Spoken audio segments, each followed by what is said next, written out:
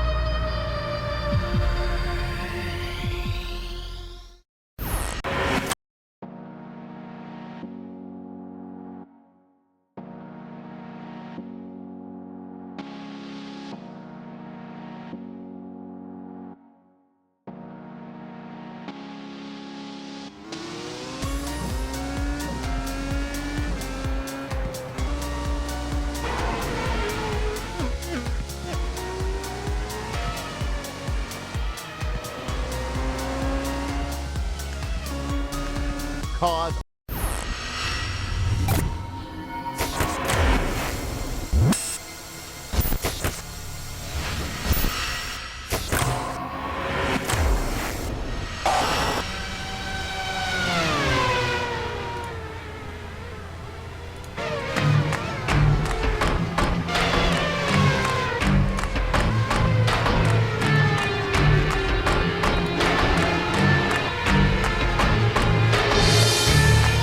About 9 miles to the northwest of the state capital of Indiana lies a 2.5 mile oval known as the Indianapolis Motor Speedway. On the corner of 16th and Georgetown since 1909, this racetrack has hosted some of the biggest races in all of racing. It hosted the Indy 500. For many years it only hosted one event. Then in 1994, NASCAR came along. 6 years later, they ran the second time on a road course. Now, the FIA Formula One World Championship played host to the Indy 500 back in the 1950s, but in 2000 they made history. They went the opposite way around the racetrack, and for 6 years it created drama, excitement, and the odd controversy or two. The first race saw David Coulthard getting himself, well, a jump start, and Michael Schumacher won that first event. Here in the RaceSpotTV World Championship Grand Prix Series, it has been for most years one of the key destinations of the championship, and today it will do exactly that. This is arguably the most important race of the season. If Martin Kroenke can get victory here today, the championship is back on. However, if this guy, Gregor Hutu, can get himself back to victory lane, I tell you what, it is going to be a case of championship pretty much decided. Good afternoon, ladies and gentlemen. Will Vincent, Rachel White for Johnny Simone here for qualifying for round number 12 of the iRacing.com World Championship Grand Prix Series from the Indianapolis Motor Speedway. Qualifying is already underway, and yeah, you do see that one perfectly left-hand side of your screen. It's a pro driver, number 68 car, Martin van Loozenhoorn, trying to do what only one driver has done before, be a pro driver and get himself to the top of the timing sheet. Gregor Hutu is working himself onto a lap. Now, well, Johnny, there's our breaking news from the early part of qualifying. We have got ourselves Martin van Loozenhoorn there, currently on pole position ahead of Ollie Picala, Mo Garfilo, and Alexei Usiakola, although Yakola has just gone to the top of the timing stands. Yeah, Alexei Usiakola now P1, and well, he's stolen that away from the Pro Series driver, Martin van Loozenhoorn. He will surely be able to race. That's van Loozenhoorn. I think there's only 35 drivers out there in qualifying, so any Pro Series licensed drivers will be allowed to race at this rate. Well, Rachel, we are currently about 8 minutes in qualifying to go, and Mo Garfilo, there we can see him on the track right now for the Radicals Online car. Yeah, those Radical cars. Looking forward to a great race today, Will, and good afternoon. So looking forward to see what Mo Garfilo can do right now. He's heading out for his laps, and we'll be able to get a good example of his timings. Looking pretty close though at the front. We've got some definite sight laps going on right now in the timings, but Garfilo, he tends to have some pretty high speed with the Radicals cars.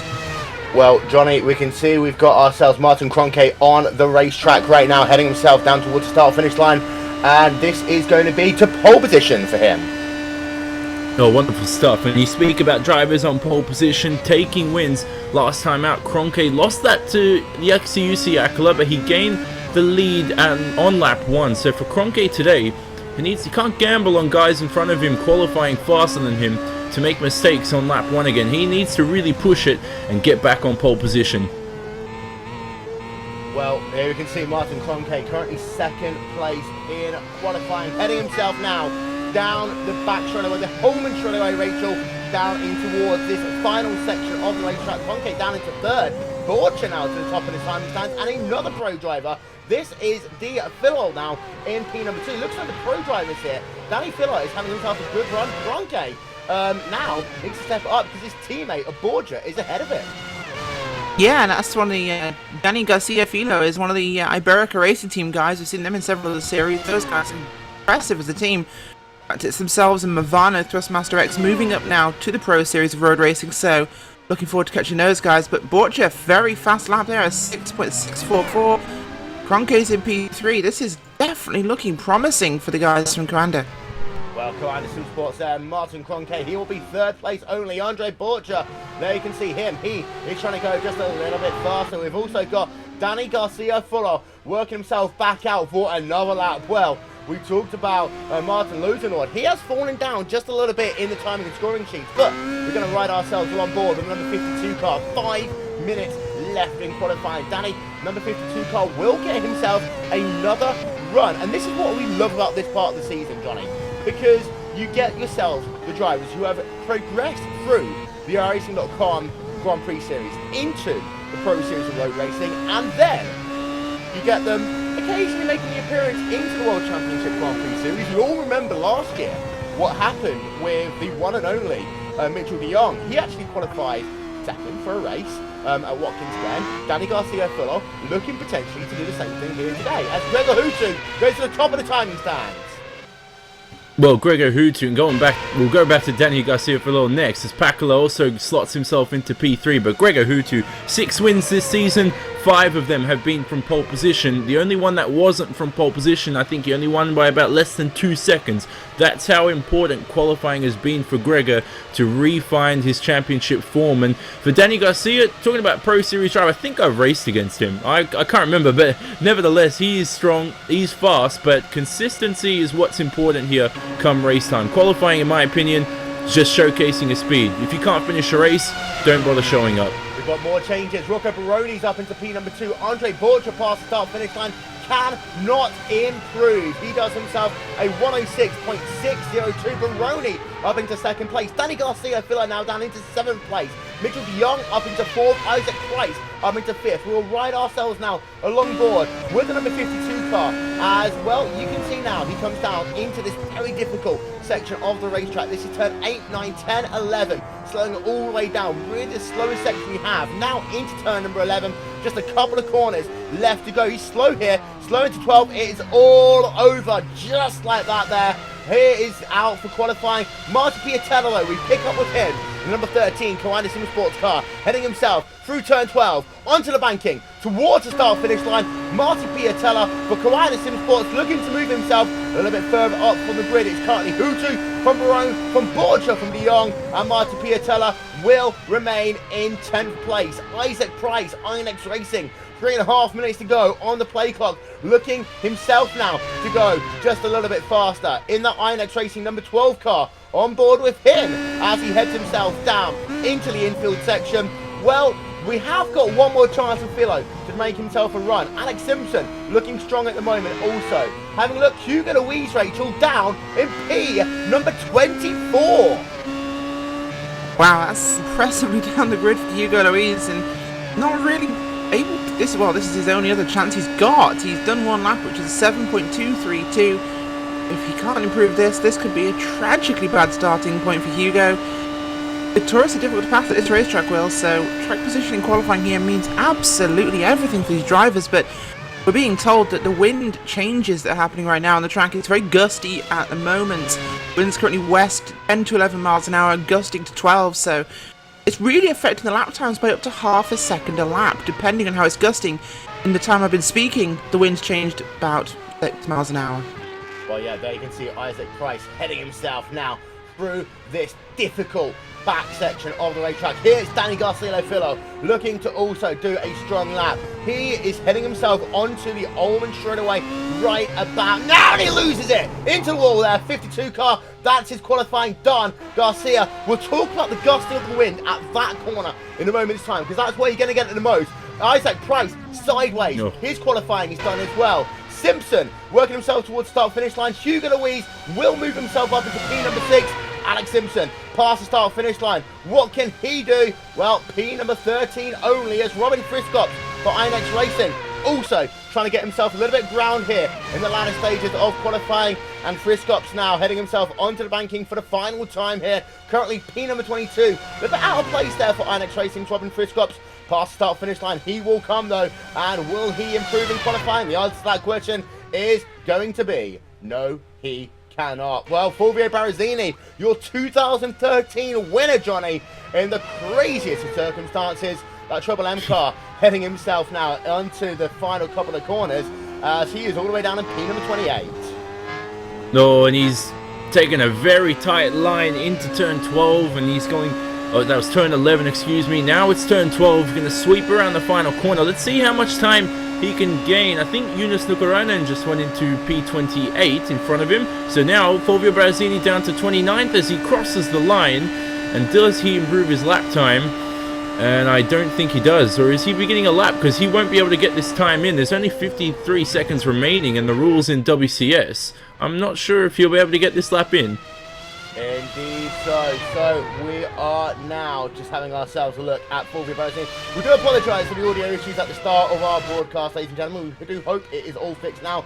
Matt Backham heading himself now down the Holman straightaway. He is going to be close. He may well just get this lap in. Right on board then with Backham in the number 75 Radicals Online car.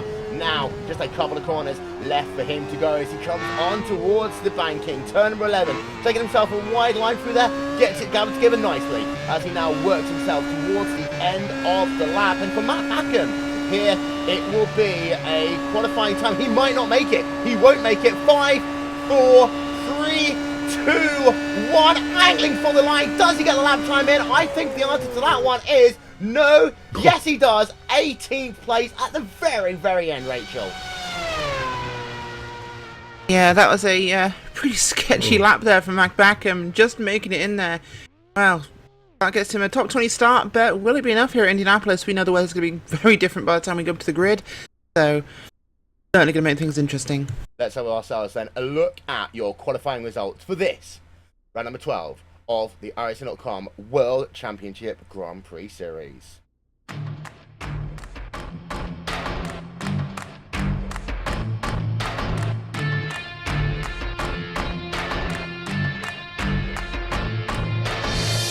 Another pole position, another race. Gregor Hutu at the top of the timesheets there for Team Redline, as he does a qualifying time of 106.447. We'll show you that qualifying run in just a little bit.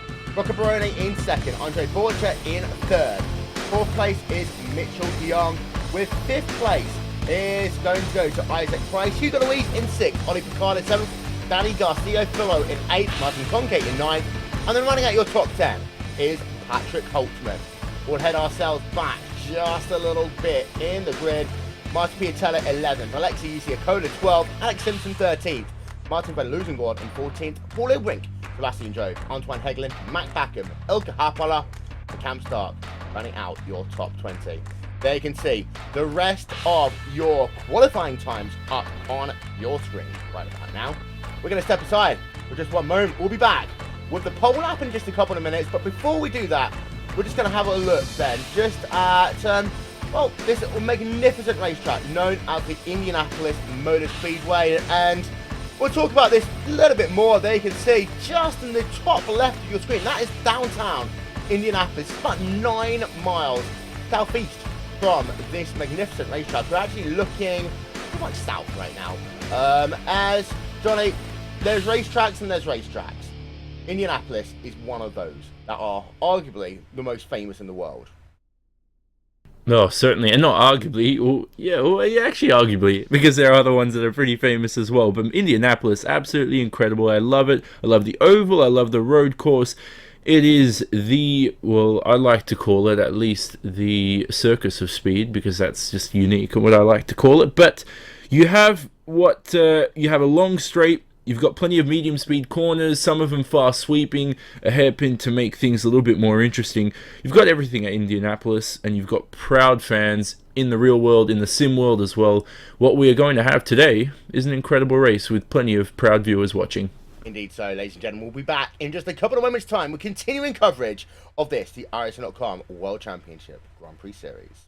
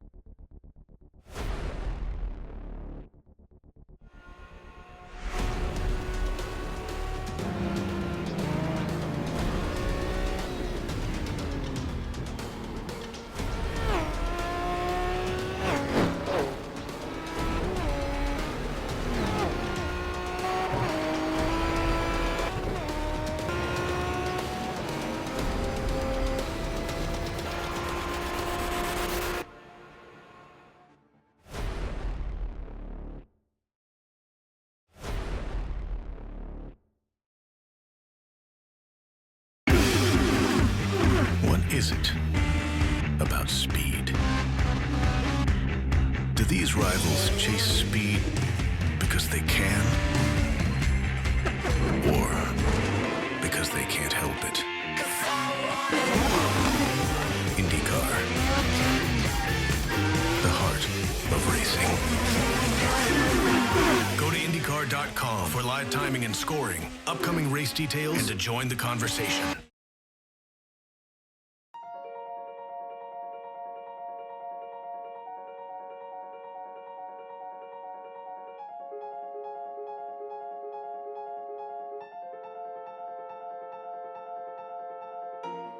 For iRacing to get Le Mans is huge. I mean, this is a unique event, a unique track where, you know, half of the track is public road, so you can never test on it, you never get experience on it, and it's 8 miles in length, 4-minute lap time in a GT car. So, you know, even if you're here for an hour of testing, that's only 15 laps, and you're only going to see the corner 15 times that day. The first section going through the Dunlop area is pretty unique. You know, it's got elevation change and off camber. Then you go down Mulsanne into the chicanes, and you know, the straights are unbelievably long. It's a tricky track, and you know, every year I've come here, this being my 4th year, you learn something new every time. We've wanted to add Le Mans to iRacing for a long time, and we've really been working hard towards it for the last 5 years. But really, things only came together in the last week leading up to this race, so it was a real scramble to put everything together. The majority of Le Mans is public roads. So when they're preparing for the 24-hour race, it's really the only time that we can visit to laser scan and photograph the track so that we can recreate it in iRacing.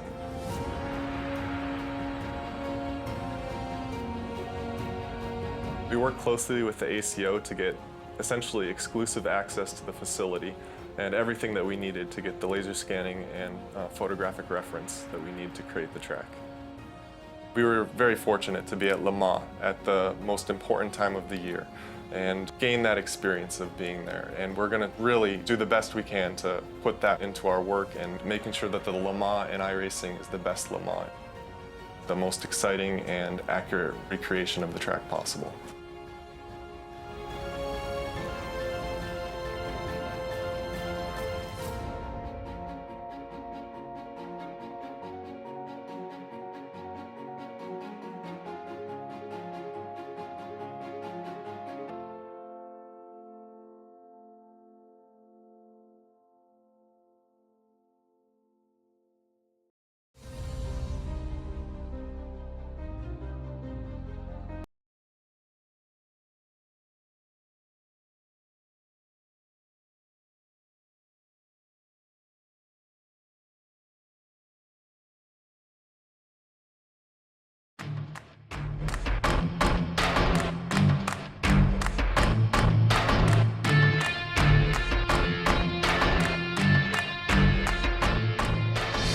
Welcome back, ladies and gentlemen, to pre-race coverage of this round number 12 of the iRacing.com World Championship Grand Prix Series. A couple of things to talk about before we get ourselves to the top of the hour and get ourselves ready for race coverage. Here is the first of them. We're going to ride ourselves along board with the four-time champion, Gregor Hutu, who has pole position here today.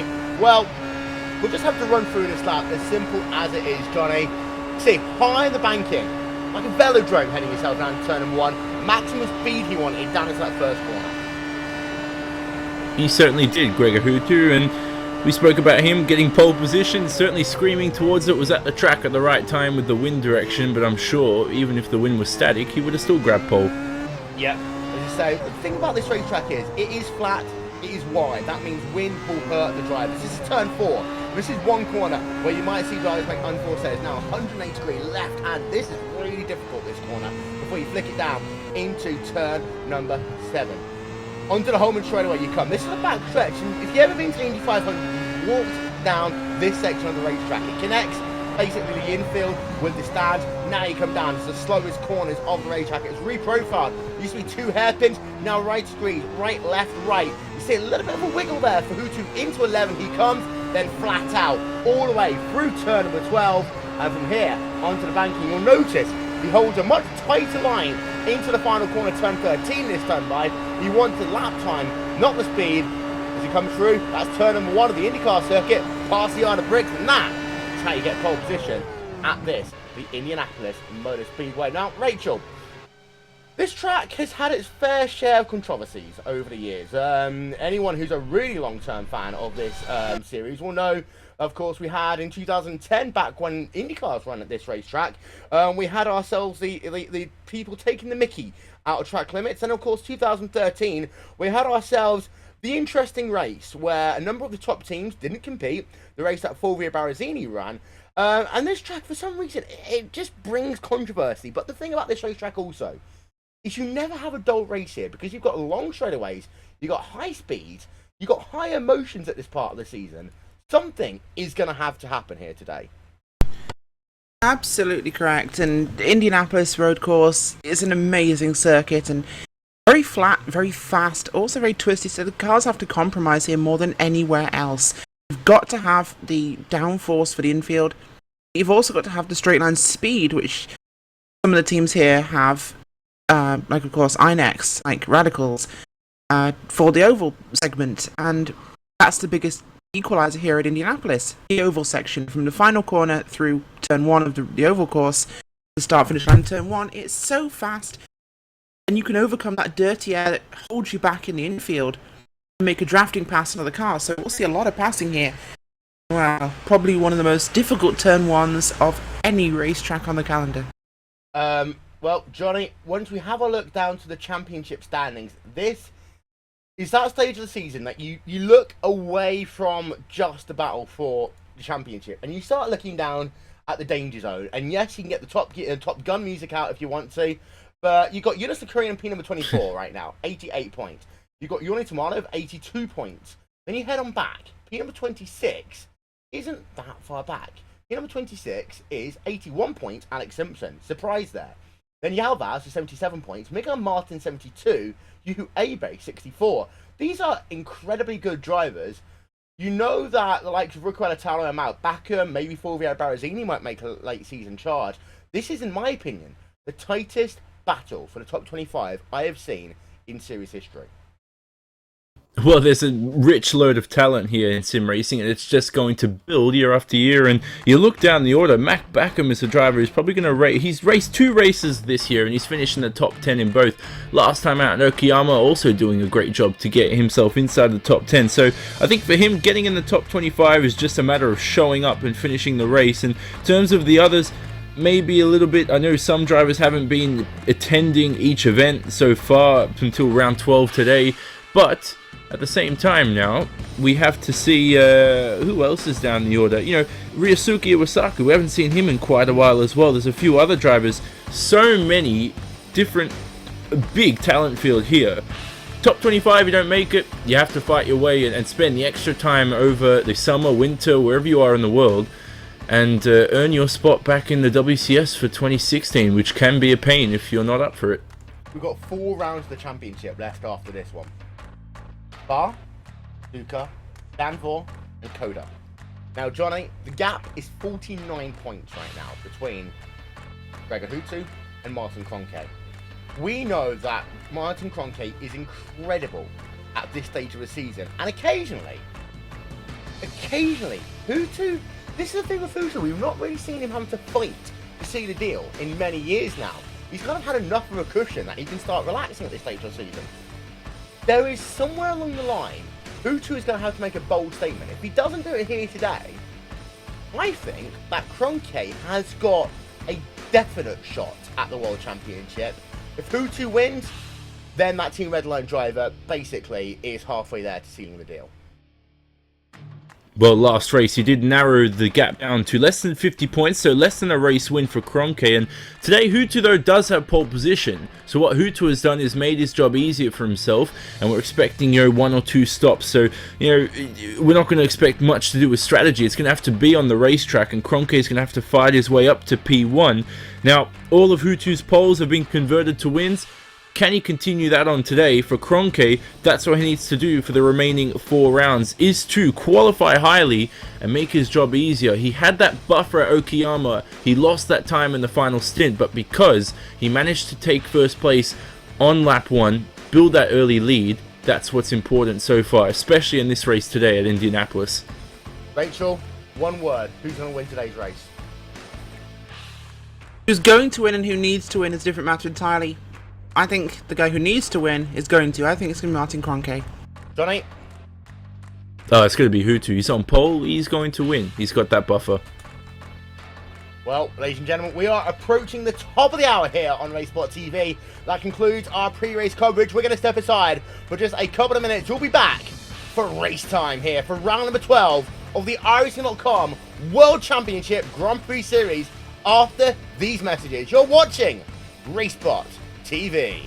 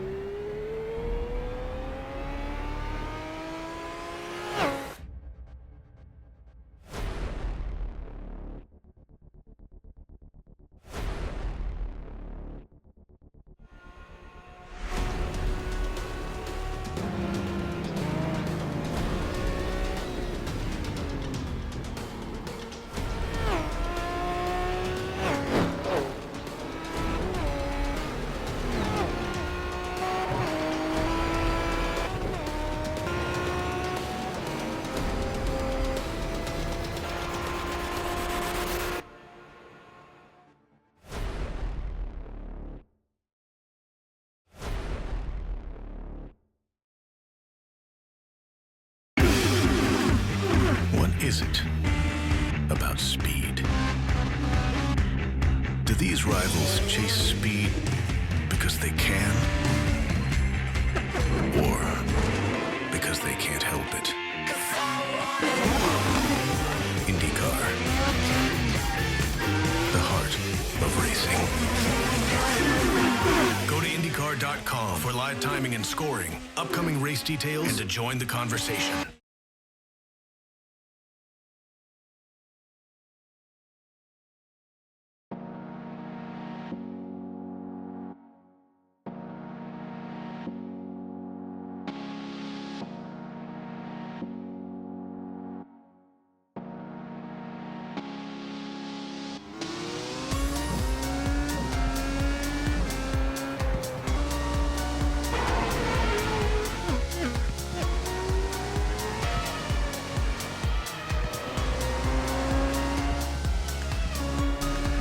Cars are lined up on the grid. The iRacing.com World Championship Grand Prix Series. We are underway. They all come down into turn 1 for the first time.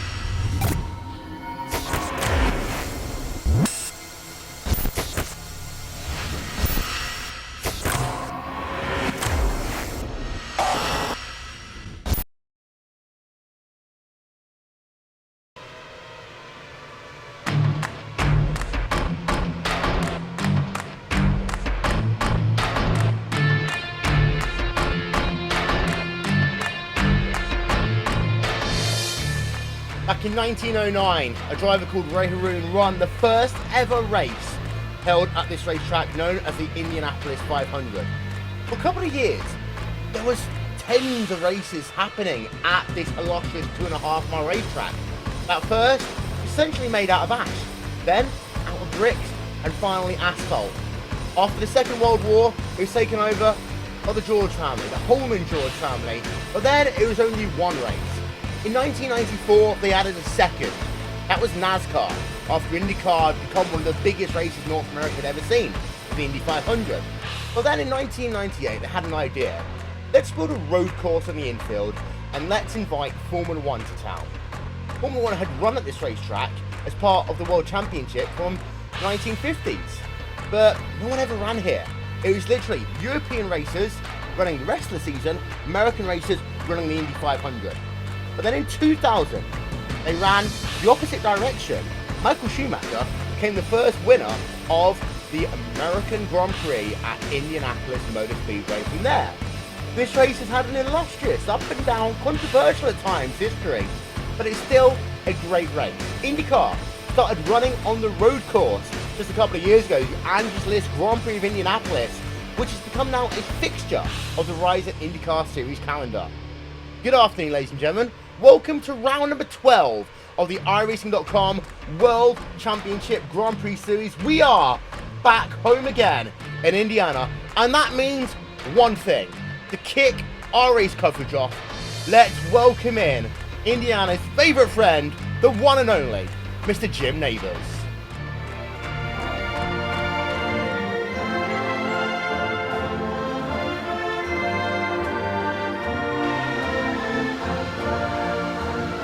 Back home again in Indiana, and it seems that I can see the gleaming candlelight still burning bright through the sycamores for me. The new moon its fragrance through the fields I used to roam. When I dream about the moonlight on Wabash, how I long for my Indiana home.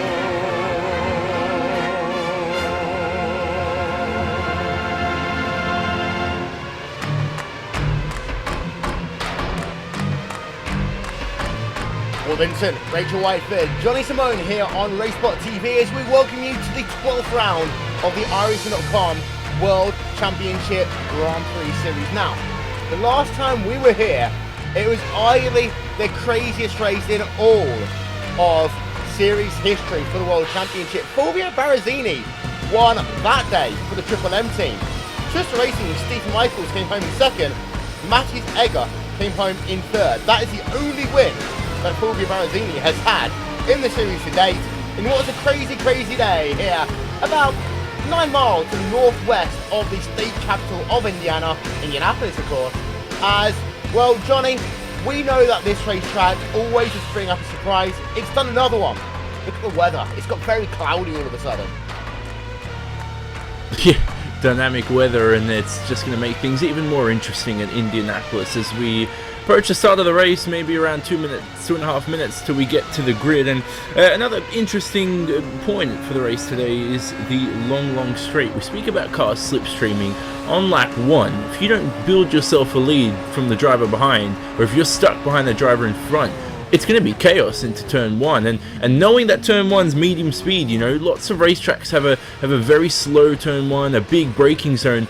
Here at turn 1, it's quite different, you know, medium speed, something different in terms of characteristics. We're going to see something different again in terms of the start. Well, let's run yourself through your starting grid for this afternoon's event here, round number 12 of the World Championship here on RaceSpotTV, where you are going to have Who there, starting on pole position with a qualifying time of 1:06.447. Rocco Baroni is the highest placed Planet Sim Sports driver in second. Teammate Andre Borchardt in third. Mitchell de Jong is in 4th. So, 3 Crown Sim Sports drivers in the top 4, which is noted. Martin Conke is not there in that mix. Then you got yourself Isaac Price in 5th. Hugo Louise in the 6th position. Oli Picala in 7th. Danny Garcia Filot in 8th. P number 9 is where Martin Conke is. And then Patrick Holtzman rounds out your top 10. Martin Piatella and Alexi Uciocola running P number 11 and 12 from Alex Simpson and Martin van Loozenord in 14th. Welcome to the series for Martin. Paul Ilbrink in 15th. Sebastian Job 16th. Antoine Hegelin, Matt Backham, Ilka Parla and Cam Stark round out your top 20. Rachel, our big story of the day.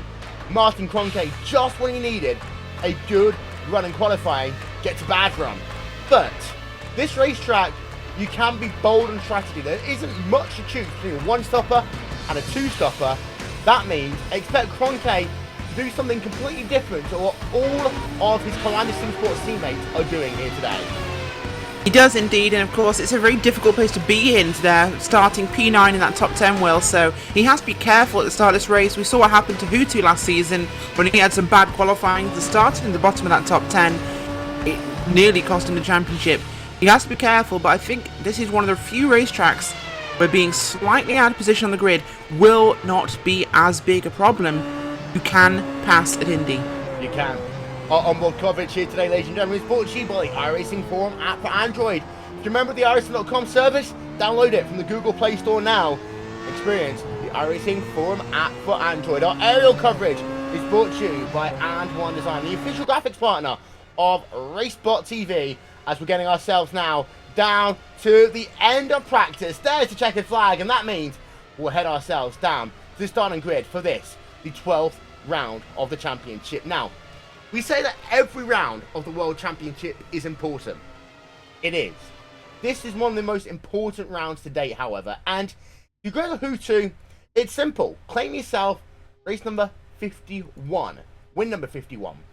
If you're Martin Conke, you've got 8 places to go to the front of the field.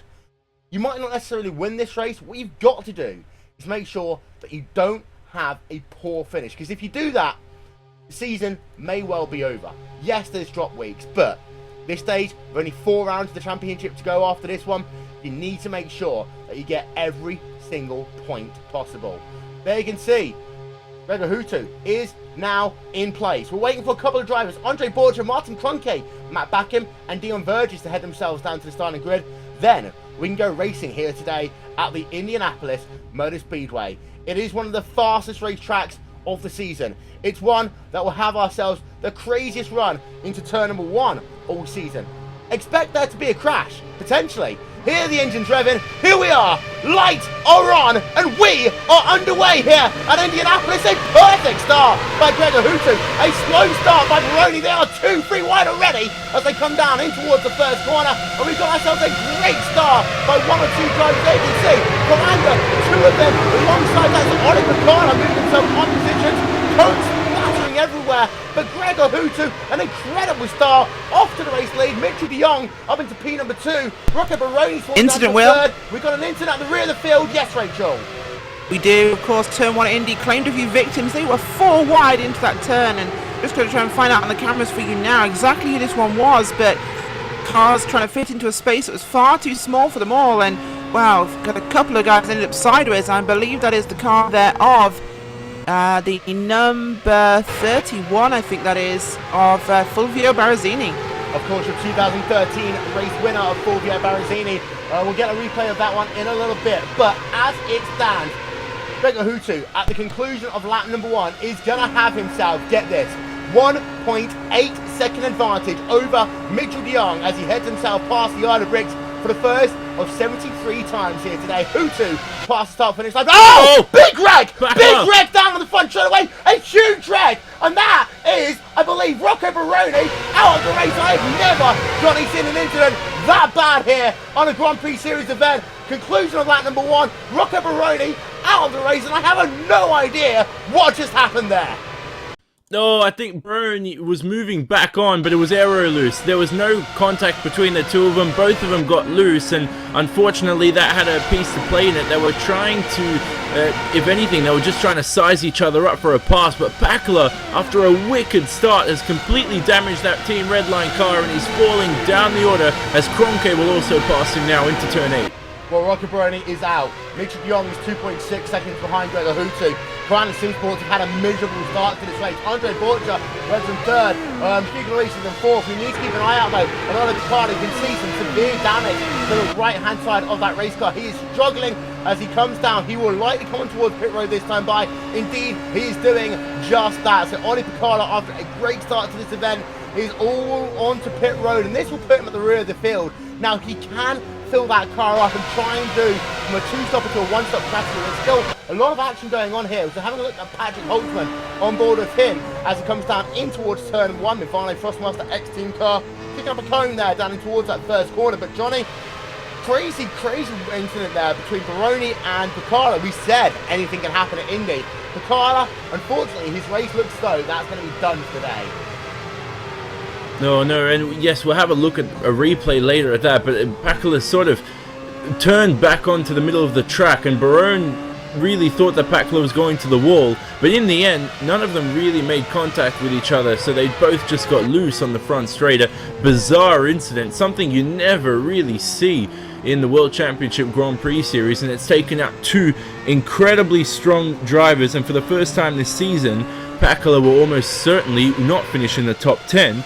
And I think the same maybe will go for Rocco Barone. No, Rocco Barone, nevertheless, they're both out of this race. Indeed so.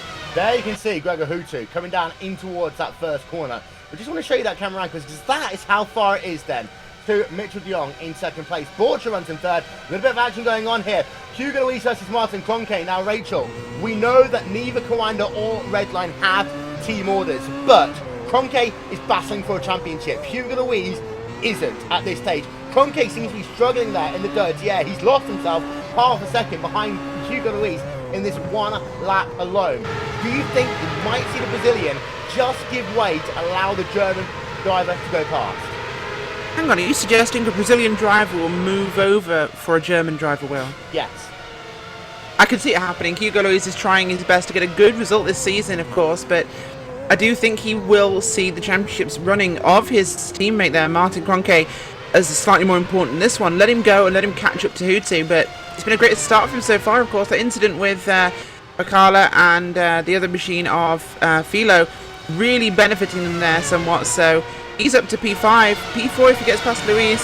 He's got a teammate up ahead of him in Borcha, so we could have 4 teammates actually, so looking like a very strong race here from Coanda. If his teammates go compliant, he could be in P2 in no time. The issue is, though, Johnny, you need to pay attention to this guy running in P number 6, Inex Racing. Now, it has long been folklore in the Iceland Palm World Championship Grand Prix Series that Inex Racing are the fastest drivers in a straight line. No one knows how they do it. This is one of these events that they seem to really come into their own. And it'll be interesting to see whether Isaac Price, as Inex Racing's lead driver right now, can throw a spanner into the works. Because we know that they set their cars up for drafting and passing. Unlike Coanda, unlike Team Redline, who generally set their cars up to run better alone. Well, at this point of the race, certainly Isaac Price is attacking Kroenke, and Kroenke is falling for it. He's trying to, well, had a little defensive swerve, but he moved back onto the racing line. Let's see how Kroenke reacts now as Price. Oh, and he's collected by Alexiou Siakala as well, Will. Incredible stuff here on lap 5. Yep, so that's our set. We talked about the wing here. We talked about the wing and how hard it will be. We've got another car off there. We'll get confirmation of that in a moment, but this was Isaac Price running along board of him. This was him and Alexiou Siakala. This was down. Oh, Job off track. Very slow corner. Getting a replay of Job in a moment, but there Isaac Price. Isaac Price, first of all, there. We see he gets collected by Alexiou Siakala. That is his race pretty much done. Damage to the right suspension there. Then we also have ourselves, unfortunately, Oli Picala, his second incident of the day. He is clearly now out of the event, Rachel. Yeah, he is. This is getting a little bit scrappy. It's like watching a dogfight, Will. This track is really inviting close racing here. And this is a big straightaway round for the oval course. It's sucking those drivers together. putting them in a pack for turn 1, and it's really making things quite crazy. Here we see then Martin Conke running ourselves along board with him. Just ahead is the driver of Hugo Louise. They put the power on, they work themselves down towards turn 1 again. Now notice that Hugo Louise is a 1.4 second deficit right now to his teammate Andre Borja. That means that this should be academic now for Martin Conke. He heads himself down to the outside, side by side, quite a sports teammate.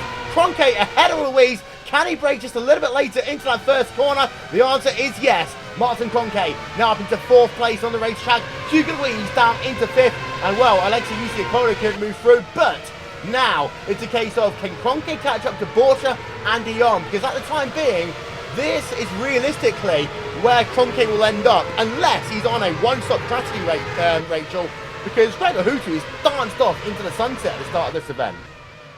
Well, we believe it'd be the 1 or 2 stop strategy for these drivers, Will, so we know that they're pretty close on pace. I can't expect it's that necessarily, but the clean air will be a major factor for Hutu, unless this is a 1 or 2 stop. I think the guys behind him might well be going 1.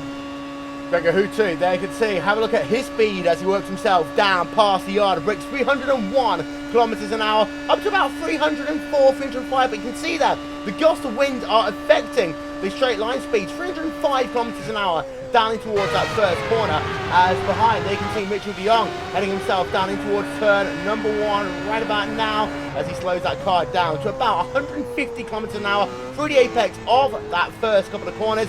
Hutu leads now by 8.4 seconds, Johnny, over Mitchell de Jong. That is just incredible. Yeah, over a second faster last lap around Gregor Hutu than anybody else in the field at the moment. Incredible stuff from the 4-time world champion. Andre Borja falling under pressure as well. Made a little mistake at the exit of turn 1, entrance into turn 2. Now will he move out of the way for Martin Conke? And well, there's a bit of a Coanda, as I think Luis also has fallen back past Alexei Yusiakola. I was about to say this Coanda second to 6th. Second to 5th, and now it's Luis dropping back more positions. Yeah, we're going to try and get ourselves another look what happened there with Hugo Louise and Alexei Yusiakola. This one would likely be down the straightaway, because there you can see, actually no, Yakoda by this stage was already past Hugo Louise. So Hugo Louise has got that one done simply there, moving himself past the Brazilian driver of Hugo Louise. And number 6 for Asquan, the Sports car, Mitchell de Jong though, running himself in P number 2. Andre Borja running himself in P number 3. And Martin Conke 1 second back. And Yakola is right on the rear now of Martin Conke. Now, if you're Yakola in this situation, Rachel, what you need to do is make sure that you put as much pressure on Conke as possible. I often talk about attack and defense. You can play both at the same time, but in most situations, you're either attacking or defending in a Grand Prix car. In this circumstance, if Yakola can make Conke go from attacking his own teammate to defending against himself, then that way he can secure Gregor Hutu's victory, even though he's only 14.2 seconds behind on the racetrack. I think he has no need really, Will. If he can just roll behind him through this infield section and be close on the exit, he can make a drafting pass and then sit in front of him, which will be much easier than making him defend the car behind, and not losing more time. So I expect we'll see Alexei Yusiakola try and go for a pass here as he has a big run on the oval course. Will he be close enough? I'm not sure we will. He's going to get here, he's going to make that pass into turn 1. Yeah, he's got the overspeed. This is clear, pure, simple there. Down in towards turn number 1. There you can see Alexei Yusiakola will move himself past Martin Conke. That is significant potentially for the championship. Yakola now 4 tenths for a second. That dirty air seems to be horrible here as well. 10 laps for the 73 event already in the books. So just over 12-13 minutes worth of racing here, Johnny. But what we've seen is that dirty air really disturbs these race cars. And if you've got a car where Patrick Holtzman's had an incident, Patrick Holtzman is out of this event. So there we can see the Crossmaster car is out by the looks of it, Johnny. We're going to get ourselves another look at that one for you. Oh, he simply got tagged behind, I think. Oh, by, I don't know who that was. Let's have a look at it. It might have been, was it Danny Garcia for long? No, it was Robin Friscops. Just tagged and shoved Patrick Holtzman straight off the racetrack. So, wow, okay, that's an incident to be reviewed later. It looked like maybe a bit of aero loose, we don't know, and I don't want to judge at this point in time, but the stewards will look at that. And talking about Conke, I really wish she would have defended a lot more. Johnny, Alexei Yusiakola. Yeah, Yusiakola making a pass on car there. I believe that's That was actually the car of Andre Borcher, so this guy is going forwards. UC Akolo in that 4 machine for Team Redline. He wants to go up and join his teammate in P1. Yep, UC Akolo so far today in this event has moved himself up 8 positions. Now, there are things that we need to pay attention to here. That we had a word with Planet Sim Sports provided to most of our technical data before we come to the racetrack, and they said that a one-stopper to a two-stopper, there's not much in it. It seems to me that most of the Planet drivers are going to go on a one-stopper here today. It looks as though that both Hutu and Yakola, in my opinion, based upon the lap times, are on a two-stop strategy. If they're not, then this is clearly going to be a Hutu Yakola 1-2, because last time by, 106.8 there for Beba Hutu, 107.8 to Mitchell DeYoung, 107.5 with overtaking there for Alexei Yakola, and a 106.4 fastest up in the race, just going to Gregor Hutu there, Johnny. Yeah, they have to be on a two-stop, and if they aren't, then I'm quite scared right now. But they are in first and third, as Lex Usiakla still has to pass the remaining co-anda SimSport car in front of him of Mitchell DeYoung, but they almost certainly have to be on a two-stop. They're driving at light speed right now. I mean, look at that speed. They're just incredibly quick. Alexi Usiakla is pedaling away. Hutu has a as I thought Yakola lost there, he's all good. But Hutu has a really aggressive approach to every corner so far driving. He's pushing it, he's trying to build that lead, and he needs the buffer because he falls behind after the pit stops. Yes, the pass won't be too hard to make on Mitchell DeYoung, but he doesn't want to make it. He wants to avoid any passing maneuvers on track. He wants to win this race, lights to flag from first place if he possibly can. Ladies and gentlemen, we need to do a quick step away for just literally 15 seconds. We will be back in exactly 15 seconds after this.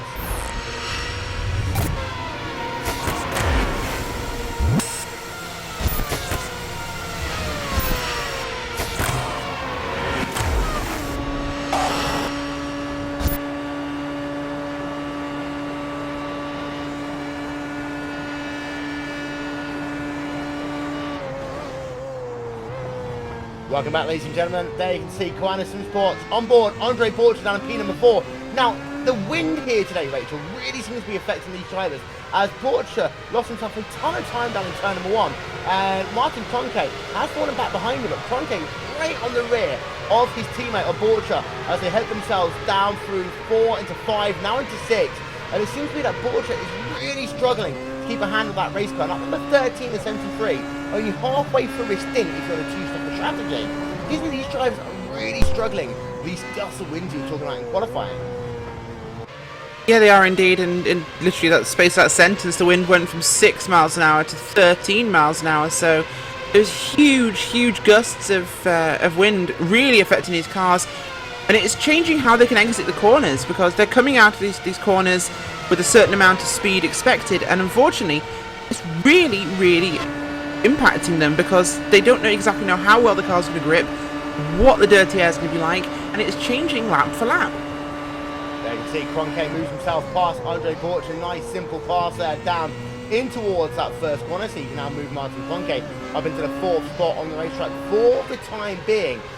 One thing that I'll be interested to see is what the lap times are going to be once things settle down between Commander and Team Redline, especially when they come on towards pit road. If we've got ourselves Giovanni Tamara, Marta Piatella pretty much nose to tail right now as we have ourselves a look. This is Giovanni Tamara in the INX Racing car, Marta Piatella in Commander SimSports. Piatella struggling in the rear end of that Commander SimSports train right now, adding themselves down. This is onto the Holman straightaway, the middle straightaway as I like to call it here, as in fact it looks like that there's going to be Martin van Loosenhoort making himself a bit of a move with Sebastian Joe down in towards turn number 8, 9, 10. They come right back now.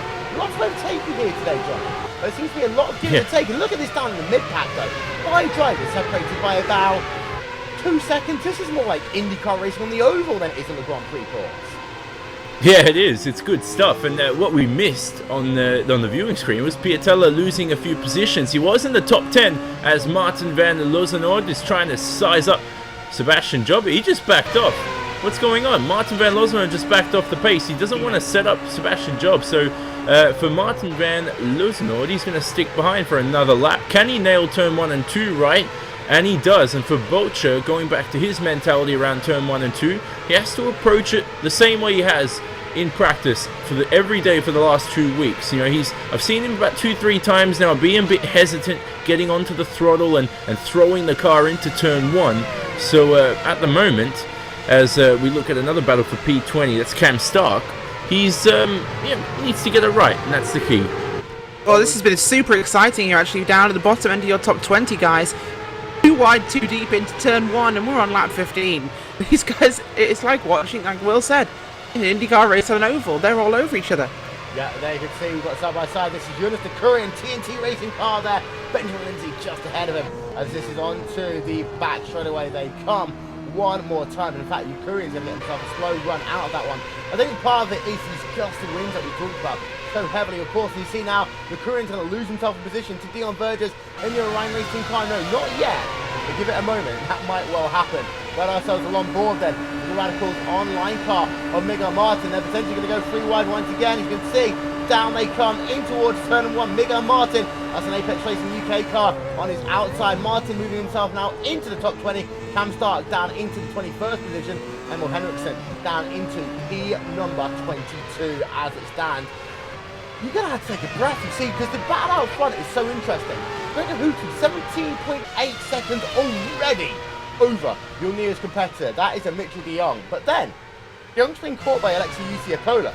As well, the gap between those two drivers, only 1.2 seconds as they work themselves back past the yard of bricks once again. 17 laps of 73 going to be scored complete this time by.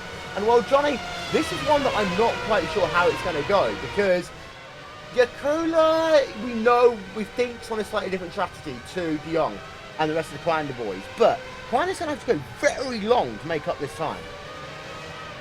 He does, and well, that's the key right now, and the key is hard. We know that strategies are different between the two teams.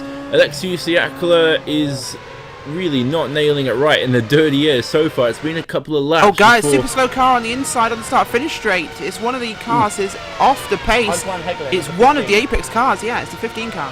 Number 15 machine of Antoine Heglin. We're just getting ourselves a quick replay there with Matt Backham as he was coming down in towards turn number 1. That's a move on his own teammate there of Paul Ilbrink, moving himself down to the inside, nice and easy. Then we can see what happens to Antoine Heglin then as he works himself. Because he just slows that car all the way down to a complete stop just past the yard bridge. Antoine Heglin, ladies and gentlemen, looks like he's going to be classified as out of the race for the time being. Well, back to this battle out front. You've got yourself Mitchell de Jong there in P number 2. You've got in P number 3 right now the driver of Alexei Uciacola. Last time by, Yacola 0.3 of a second faster. Battle for P number 2, P number 3 here. De Jong needs to play defense, but simultaneously, Rachel, he can't lose too much time here. And I always talk about this in the World Championship Grand Prix Series. You've got one stoppers and two stoppers so close together. You can ruin your own strategy by playing too much of what I like to call window driving.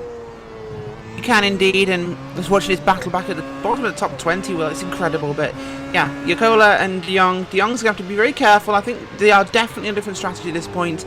It's only beneficial to him just to let him go when he arrives, get him out of the way, look after your tyres and run your stint, not somebody else's.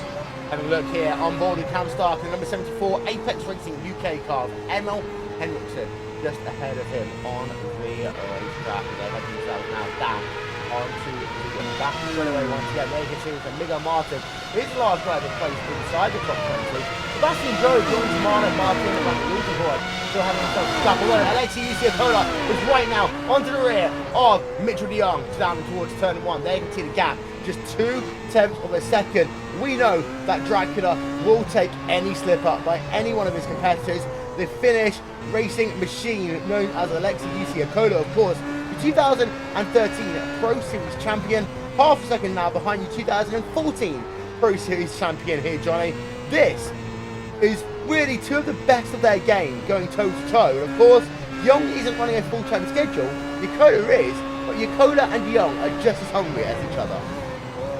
They certainly are. At this point in time, Alexei Uciacola certainly has to be the hungrier because he's behind And look how this is the closest he's been all race so far, lap 20 of 73. And this exit is so important, almost losing the rear end. You can see a bit of counter steer, but he gets it right. Now, he has to follow the slipstream. This is so important. De Jong hugs the inside. You need to do the same. So here's Alexei Usiakala now, gaining speed up to 310 kilometers an hour. Will go up the inside and snatch P2 away, unless De Jong decides to stick it around the outside, which I doubt he will. But no, there we go. Alexei Usiakala into P2, De Jong to P3, and a team redline 1-2 here, 20 laps into the event. Yep, 20 out of 73 of this race are now scored complete. And De Jong didn't really fight at all there. Down a little bit further back, Matt Backham, again, is charging. We've also got Martin Piatella versus Sebastian Job. This one is separated by pretty much nothing. As you have a look there, zoom in and have a look at this Coanda versus Apex Racing battle going on, Rachel. Nice little scrap going on between these two drivers. Martin Piatella has got Sebastian Job just ahead of him, and then you've got yourself Martin McLusenwood right behind. It's actually the second one this Apex Racing UK card we're most retrieved with right now, and that is Martin McLusenwood, who's just about third of a second back on the track.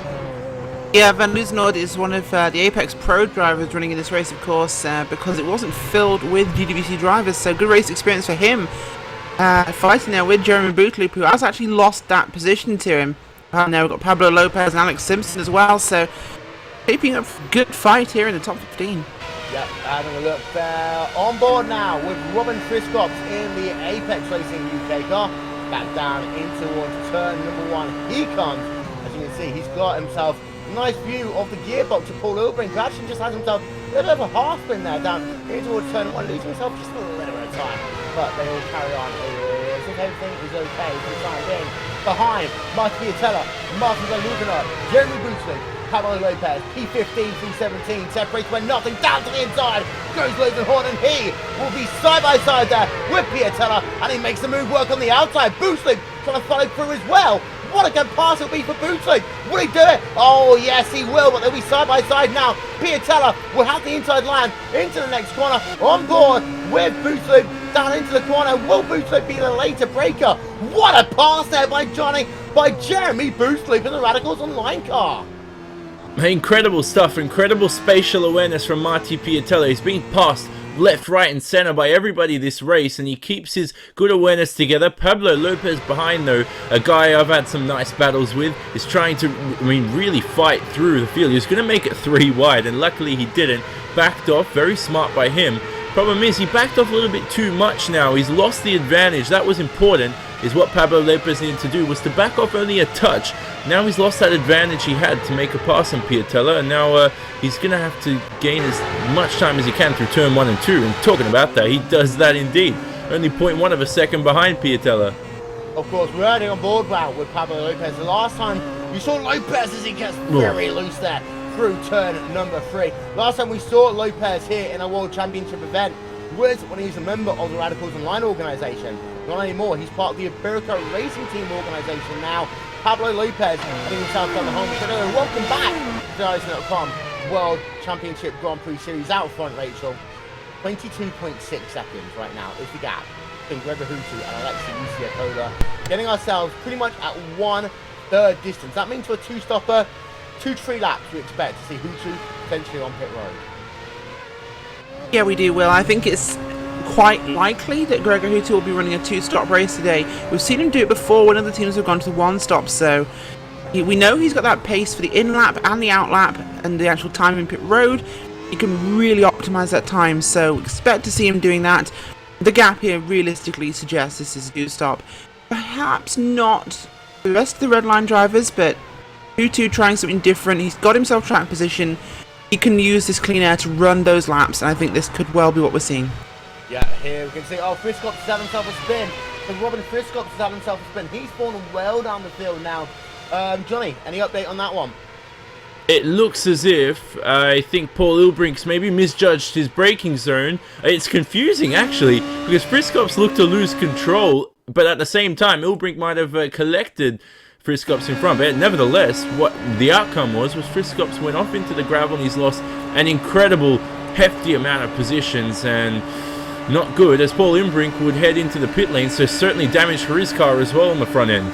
Yeah, this is having a look on board then with Robin Friscox down in towards that first corner. He was working himself on the outside there of Paul Ilbrink as well. It's a shame for Friscox because he has had himself a good run so far in this event. He's been battling it out, and then you can see there just a little bit of contact with the Radicals online car of Paul Ilbrink. Radicals as a team, we'll talk about this after the race, they've had a really up and down couple of races. Some of their drivers doing well, other drivers really struggling, as we are now on lap number 24 of 73. You can see a very slow climbing car there. I believe that's a climbing car who is a lap down, so we're not going to worry about that one too much. Martin Clonking running himself in P number 4 is up 5 places since the drop of the green flag here today. The biggest movers and shakers in the race though, Rachel. 10 places for UTC Acola, 12 for Backham, 17 for Sturgis, and 14 for Tamala. Yeah, great run from Mac Backham as well. Started P18 and he's running P6. This is amazing from him. We have had a couple of retirements so far, of course, mostly due to on-track incidents as Backham there makes the pass on, believe that is the car there of Andre Borcher. It is indeed. But, yeah, we've lost quite a number of cars, of course. We've lost Rocco Baroni, Oli Pacala, Mogafilo, Fulvio Barazoni, Isaac Price, Patrick Holzman, Antoine Heglin, Justin Lindsay, Jonas Nikurian, Ilka Hapala, and, well, they're multiple laps down, of course, but major attrition here, especially now as we're coming to the point where some of these guys have to start thinking about looking after their WCS license. Yeah, and especially those drivers classified as 1 lap down already in this event, as a couple of them are. Run through that one in just 1 second. They want to make sure Emil Henriksen has just made himself a pit stop. They can see he is coming back out and away. As you see it on your screen now. Pit stop time for him. Well, that is 8.2 seconds as he's back out and away right about now. Having a look then, Mickey DeYoung, he hasn't made a pit stop yet, of course. Having a look like Gregor Hutu. When will he come on towards pit road? This is lap number 26 of 73. So we expect him to be on towards pit road in the next lap or so. We're going to ride on board of him as he heads himself now down the Holman Runaway, down into this infield, a very complicated section of racetrack. As for Gregor Hutu, of course, this will be win number 51 if he wins here today. He won his 50th event. It's 2 rounds ago in the championship, a landmark moment, many would say, in the history of the ISN.com World Championship Grand Prix Series. But Hutu, well, he wants so much more. He doesn't want it to be over yet, as he will do another lap then around the Indianapolis Motor Speedway. 26 out of 73 laps are now scored complete in this event. Gregor Hutu still leads. Gregor Hutu is still doing absolutely fantastic right now in this afternoon. He certainly is. 50 wins, eh? When's win number 100 going to come for Hutu? Or is he going to retire soon? We don't know. You know, the other day, we're talking about sim racing in general and Hutu's success. The winner of some, what's the game? Dota 2 tournament or something like that? I don't know if I'm allowed to mention it. I did anyway.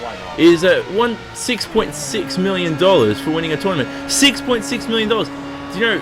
And drivers I've known and I've raced against, for example, last year, only earned a couple hundred just bonus from their teams, and their teams have probably earned that money just through their owner's equity or some, you know, in their capital account. I don't know where that money comes from. But you talk about, in terms of sim racing exposure, I mentioned it for Hutu now. I mean, he's got to be like the Juan Manuel Fangio of sim racing, the early guy who's dominated, won all the races. But in terms of coming to modern day times, in terms of rewarding these drivers, still a good prize money system, and for the sim races here at iRacing for the champions. But it's not all about money, it's about fun as well, and Hutu's having that. He's led another lap as I spoke for that long, and he's definitely enjoying this lead at the moment, 26 seconds, and that's certainly what matters in the world of sim racing. Yeah, we've got ourselves a nice little scrap going on between Rory Tamala, Danny Garcia, Philo and Sebastian Job as they head themselves down onto the infield section of this racetrack once again, getting ourselves a look there high above as we zoom back in and have a look at the driver of Philo coming down towards the start finish line once again. So of course, number 52 machine making himself an entrance into the series in that number 52 machine. But Rachel, after a couple of early incidents, we haven't had that much competition here. Probably less than we expected, especially with way conditions are. I think it's more of the nature of Indianapolis road course, Will, is that it does invite very, very close racing and potentially careful moments, but These guys have worked it out. They've gotten spread out now, and even when they aren't spread out, they've worked out this is close racing. They've got to be careful. One thing getting the practice in, as these guys do, but it's getting the practice in with other guys trying to beat you in the championship, because they will fight so much harder than teammate will in a practice session. Hutu is on pit road. Yep, so Gregor Hutu is on to pit road then in the Team Redline car. So he will eventually relinquish lead as Rocco Baroni is also on towards pit road. So let's have a look then. Pit stop time. Gregor Hutu, 4 fresh tyres, topping himself up with fuel. He's a little bit behind the ball for a one-stop strategy. He will be out though in 11.7 seconds. You know what, Johnny? That might get him towards the end of the race. I expected something along the windows of 9, maybe 10 seconds. 11.7 seconds this late in the race. That could be him converting into a one-stopper. Yeah, I'm having a little. I'm baffled by that as well. Let's see how this goes for Gregor Hutu, and if that's the case, let's have a look at his early lap times as well. That will be that will certainly be a key into maybe showing his pace. You know, wind will play a factor, but I mean, you can just use it as a reference point. But very interesting to see if Hutu indeed one stops, because 28, 45 laps remaining. It's possible, and he's right behind Mac Backham. By the way, Mac is Backham. He is completely fast at the moment. That's so awful, many Johnny. top 10s, thanks. And he's top 10 finishes, 2 races, 2 starts, looking to even maybe get a top 5 result here. He's oh, sorry, Johnny, fast. I have to interrupt you. The reason for the long stop, we're just having potential news actually coming in. It could be a front wing change for Hutu. Cone damage potentially. Could be from the cones? Yeah, we think the longer pit stop might have been for a front wing change because of a cone clip. We'll get confirmation on that one in a moment's time. Let's step aside because one moment. We'll be back after this. You're watching continuing coverage, round number 12 of the iWCGPS World Championship Grand Prix Series.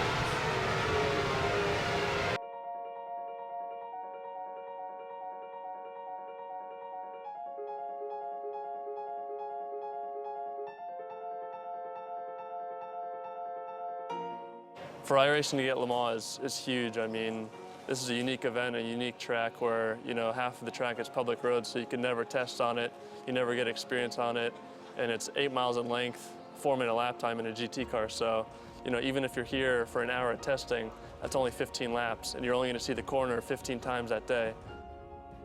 The first section going through the Dunlop area is pretty unique. You know, it's got elevation change and off camber. Then you go down Mulsanne into the chicanes, and you know, the straights are unbelievably long. It's a tricky track, and you know, every year I've come here, this being my 4th year, you learn something new every time.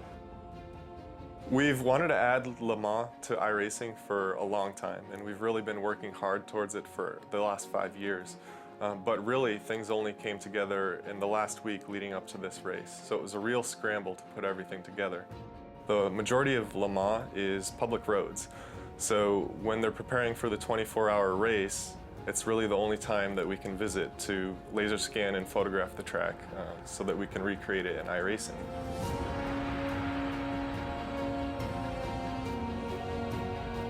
We work closely with the ACO to get essentially exclusive access to the facility and everything that we needed to get the laser scanning and photographic reference that we need to create the track. We were very fortunate to be at Le Mans at the most important time of the year and gain that experience of being there. And we're going to really do the best we can to put that into our work and making sure that the Le Mans in iRacing is the best Le Mans, the most exciting and accurate recreation of the track possible.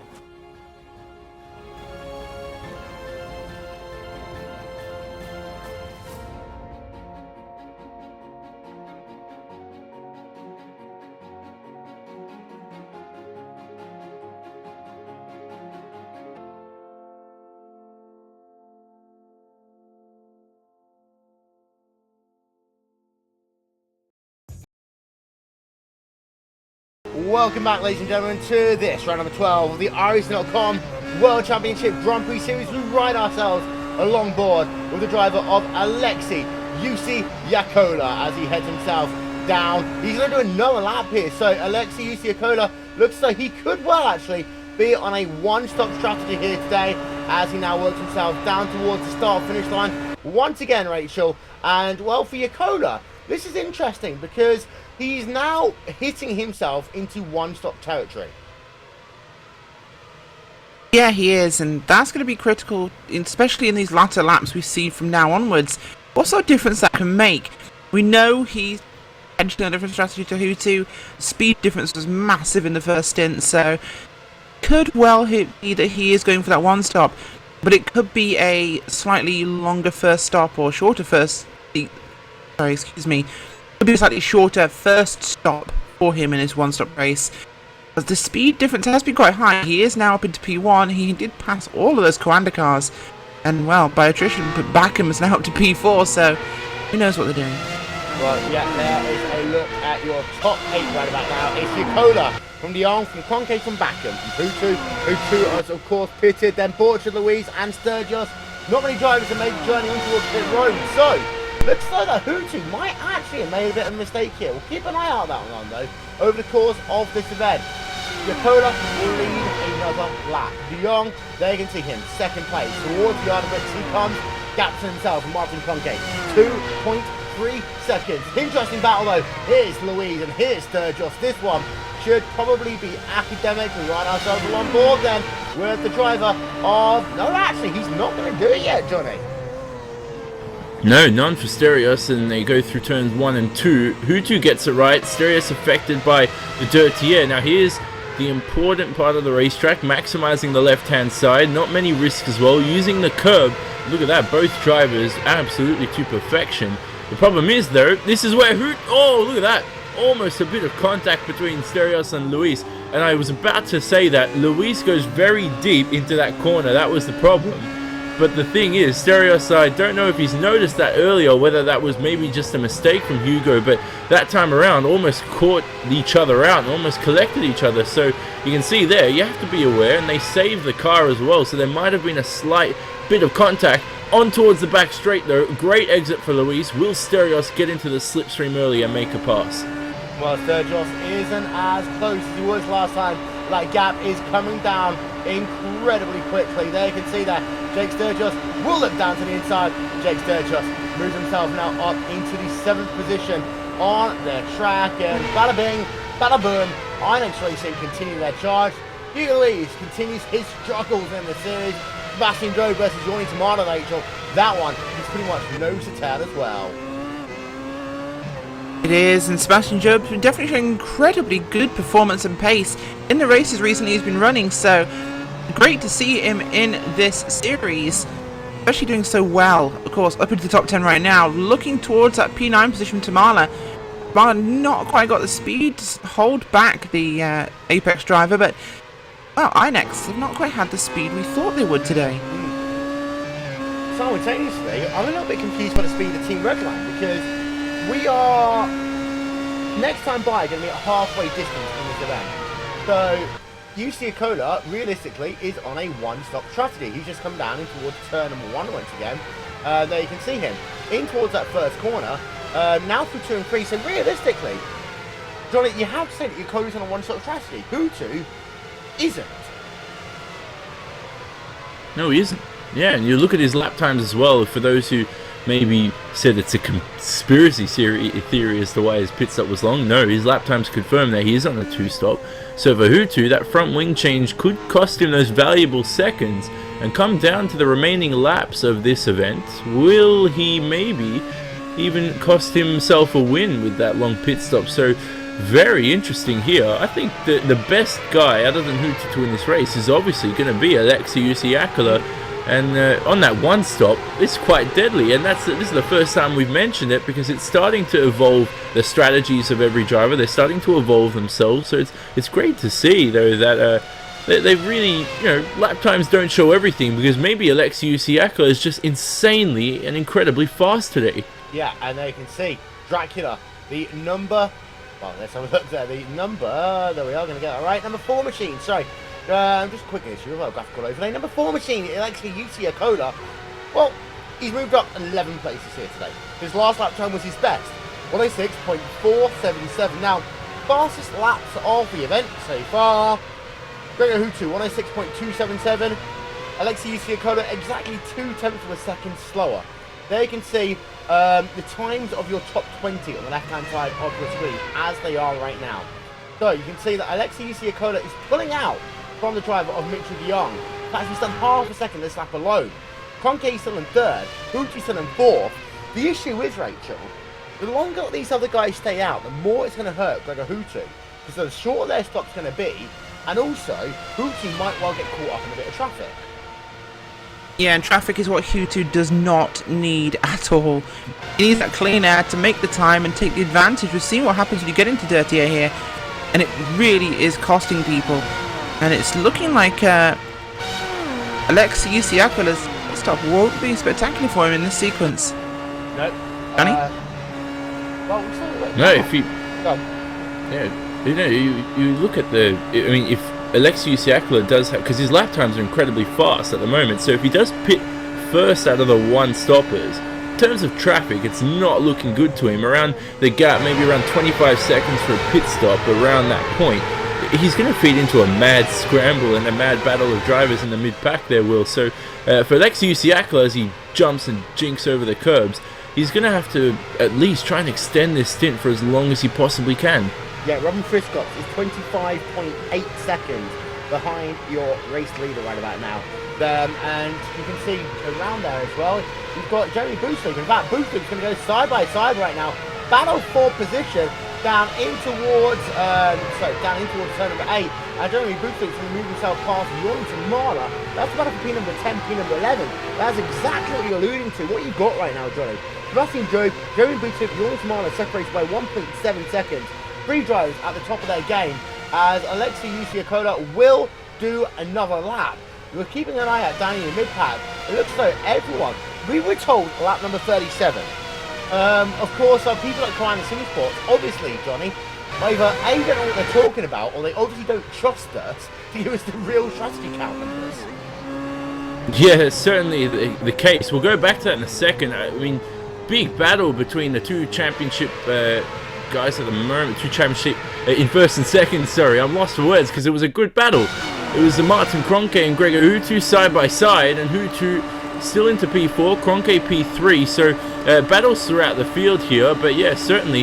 Let's see if Alexei Usiakola maybe will pit soon. I mean, there's so much going on. Will, I don't know where to start. Well, we just showed ourselves a replay on board there with Hootie, side by side with Kroenke down in towards turn number 1. And they got through that in the incident. However, Hootie didn't get past the German contender of Martin Kroenke. Then they're side by side once again. So they head themselves down past the yard of brakes. Usiakola is in towards turn number 1. Hootie to the outside. Kroenke on the inside, in towards the first corner. Who will be the last of the late breakers? It's going to be Gregor Hootie sweeping past Kroenke. That, ladies and gentlemen, is a statement. If you say that Hootie cannot pass in that Team Redline car, well, we just proved you that he can. Gregor Hootie round the outside in towards turn number 1 at Indianapolis has just taken past Martin Kroenke in a battle for position. And Rachel, as far as the championship is concerned, that one is symbolic. It really, really is, and not the sort of thing Martin Kroenke will be wanting to see on the racetrack, of course. And I'm sure his teammates up ahead will be getting a radio message right now of back up that blue car behind you. But it's, yeah, symbolic would be the word I'd use. Hootie is ahead already in the championships, but he's definitely asserting his dominance. Well, there we can see then a look at this one once again. Side by side and come down in towards turn number 1. Now, Hootie tried the outside line a lap previously, wasn't able to make the move. He tried it again, and this time he was able to make it work on the outside line. He can do that into turn number 1 here at Indy. It's a very wide corner because of the banking in the oval. We have got Alexei Usiakola on towards pit roads. We're going to go and show you that one right about now. But Hootie has got himself past the driver Martin Kroenke. We want to know though, where is Alexei Usiakola in relation to Gregor Hootie? I believe that actually we're going to have ourselves Alexei Usiakola is going to come out with the race lead. Did he just have a moment? Did Usiakola just actually have a moment away from our screen? He didn't just hit, did he? He just had a moment. Yeah, looking at the replay, Alexei Usiakola spun. He's lost maybe 5 seconds around that point, but it was on around turn 5, I think. Yeah, exit of turn 4 to turn 5. He spun, coming towards the end of his stint. So that's confused us all, and now he pits, so he's going to have to find his rhythm, and those valuable seconds have just been scuppered for Alexei Usiakla. Well, we're going to get ourselves a replay of this one. He's on towards pit road. Johnny, talk us through it as we show you a replay of Yakoda spinning. Yeah, he lost the car as we look at the replay, but through pit road, searching for his box, really, I mean, he attacked it well. So for Alexei now, it's a perfect time to, if you're going to have a spin, it's going to be at the end of your stint, because it's not at the start. At the start, you ruin your rhythm, you ruin your confidence. Now it's basically a fresh start as he misses his pit box as well. God, blimey, I don't know what to say right now. He's missed it twice. He's missed his pit box twice. Incredible stuff. Absolutely incredible. Well, Consider the ball dropped. Alexei Usiakla, he very well could have been the winner of today's race. Now, let's be honest, Hutu's already passed. He's way past. Alexei Usiakla, 9.6 seconds stop after the spin, missing his pit stall twice. Well, he's fallen behind Matt Backham right now. Backham has pitted. That shows you how bad those last 200 seconds have been for Alexei Usiakla. Rachel. He's now falling down into realistically a net P6 on the racetrack. Yeah, that's cost him. I think the spin upset him, and coming down pit road probably wasn't as planned. Wow, missing pit boxes once, that's bad. Twice is just, his head is not in this. We've got ourselves Sebastian Job on towards pit road right now. Let's have a look on board the Apex Racing UK driver. Talk us through a pit stop at this racetrack, Johnny, because it's 55 miles an hour, the fastest that we actually have for a Grand Prix Series event, but it means that you've got a lot more pressure once you come onto that concrete pit road. Yeah, it certainly is. Depends on your field of view as well in the cockpit. Different drivers like to run different field of views. Depends where your monitor is set up as well. So in terms of what you can see ahead of you is a different aspect for Sebastian Job. Very quick pit stop. Nice job. Very slick, discreet, out and away very quickly. But the problem is now with those concrete walls, it's very long. You see a grandstand full of cars. So search for your pit lollipop, man. And do not miss the box. It's something you practice all the time. When it comes to a race, composure is a different story. Well, ladies and gentlemen, we've had a couple of people say, what actually happened to Alexei Usiakla? We're going to try and have a look. This is him coming down into his pit box. There you can see him slowing down for the first time. Overshoot, reverses, and he still isn't legally inside his pit box. He has to move again. That, Lex, is, well, that's about 10 seconds lost. Andre Borcha came on towards pit road. They can see him as well. Andre Borcha is 3 seconds behind on the racetrack right now. But Alexei Usiakla, I don't think I've seen a pit stop as miserable as that, Rachel, in years in the Grand Prix Series, as Mitchell de Jong is now on towards pit road. I think the last time we saw a pit stop as miserable as that, it was me pitting at Pocono in IWC, which was pretty much sideways. But there you go. We don't expect that sort of thing from someone like Alexei Usiakla. He's clean, he's calculating, he's cold, he's a Finn in Formula 1, you know, it doesn't happen. But he's certainly going to have a fire lit under him now to try and recover what he can as he just gets past Mac Backham there on fresh tyres, but what a mistake. Martin Kroenke runs in second. Gregor Hutu leads this motor race, Johnny. Well, Kroenke, he's tried his hardest. He cannot get anywhere near Gregor Hutu right now. And even though he's in P number 2, even though he'll likely finish in P number 2 in this event, he is nowhere near that 4-time champion. Hutu on that 2-stop strategy is on fire right now. He is on fire, and hopefully that's not physically will, because we want him to finish the race. But for Hutu, he's indeed absolutely screaming past every corner, and wow, look at this, flawless. Watching him now, he's absolutely no flaws, just incredible stuff, maximizing every little bit of the racetrack. Up towards turn 8 right now. I remember when the Formula 1 version of this layout, we know iRacing's laser scan the newer road course, turn 9 and 10, but they had those 2 little hairpins. That would have been very interesting right now, but it's nice to see Hutu very calm and collected, and 29 laps away, if all things go right, towards his first win number 51, the first win of his second half century possibly. As Kroenke is on towards pit road, so Kroenke is going to make his one and only pit stop. 45 out of 73 laps are going to be scored complete here. Kroenke very nicely on towards pit road right now. Let's get ourselves then a look more aerial coverage here today, brought to you by And One Design. lap number 46 will be scored complete this time by Martin Kroenke coming to run towards his pit box. Says, well, for Kroenke, it's a case now of don't mess up. As you can see him nicely into his pit box, going to get himself 4 fresh tyres. He will top up with Sunoco race fuel, and he'll be back out and away in just 1 moment's time here. Just having ourselves a look then. There you can see Kroenke 9.6. Good stop there by him. Hugo Louise also on towards pit road, Rachel, for his 180 stop of the day. Yep, Hugo Louise is coming down pit road. Hopefully he can actually get this one into the pit box, which will be a major advantage. He heads out now of the pit box onto the track again. So qualifying afforded him a good box on that very, very long pit road. The road course almost worse than the oval, because getting out of pit road onto the track there, as you saw, getting past that Apex racing car, so difficult to filter here. Yeah, it is worth noting actually, there is a bump on the entrance on towards pit road. It's literally as you're about to hit yourself pit road speed here, Johnny.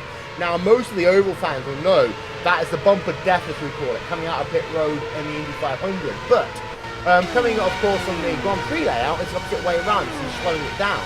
Now, the IndyCar oval layout, you merge in the exit of turn number 2. It's a very difficult way out of pit road, holding the inside line for the north end of the racetrack. Here, though, you basically feed into traffic down in turn number 1 and 2. Yeah, and that bump, it's caught out quite a lot of drivers today. I mean, Hugo was really pushing it to the limits. Obviously, he's practiced that quite a lot over the break between 2 races, or between the last race. But yeah, I mean, it's seriously dangerous. But nevertheless, get the car stopped. Heading into turn 1 and 2, though, all those cones don't really help. You don't really see them all the way down from the... Once you approach them, you really have to make sure you don't cut the racetrack. Very important there. That's obviously important. But feeding on it, and I think it's more the driver who's already coming from the straight, not the driver's responsibility who's coming out of the pit lane. The driver who's already on the straight needs to make sure that he doesn't just turn in on the guy coming out from the pit stop. It needs to give him space into turn 1. We've seen that quite a lot today, so it's great to see that these drivers have excellent spatial awareness. Well, to talk about that in a slightly bit more detail, of course, there is that white line. The next time you see a driver come past start from this line, we'll actually show this one to you. But you've got that white line, which normally bound the racetrack, which is the merge line. Drivers coming onto the racetrack cannot go to the left of that line at this racetrack. But drivers on the racetrack, they shouldn't come across onto the right-hand side of that line to allow both parties to merge. You see that the line kind of adjusts to sort of provide some form of racing line in towards turn number 1. But Johnny, you're right. Everyone today has been well behaved. No incidents on pit road.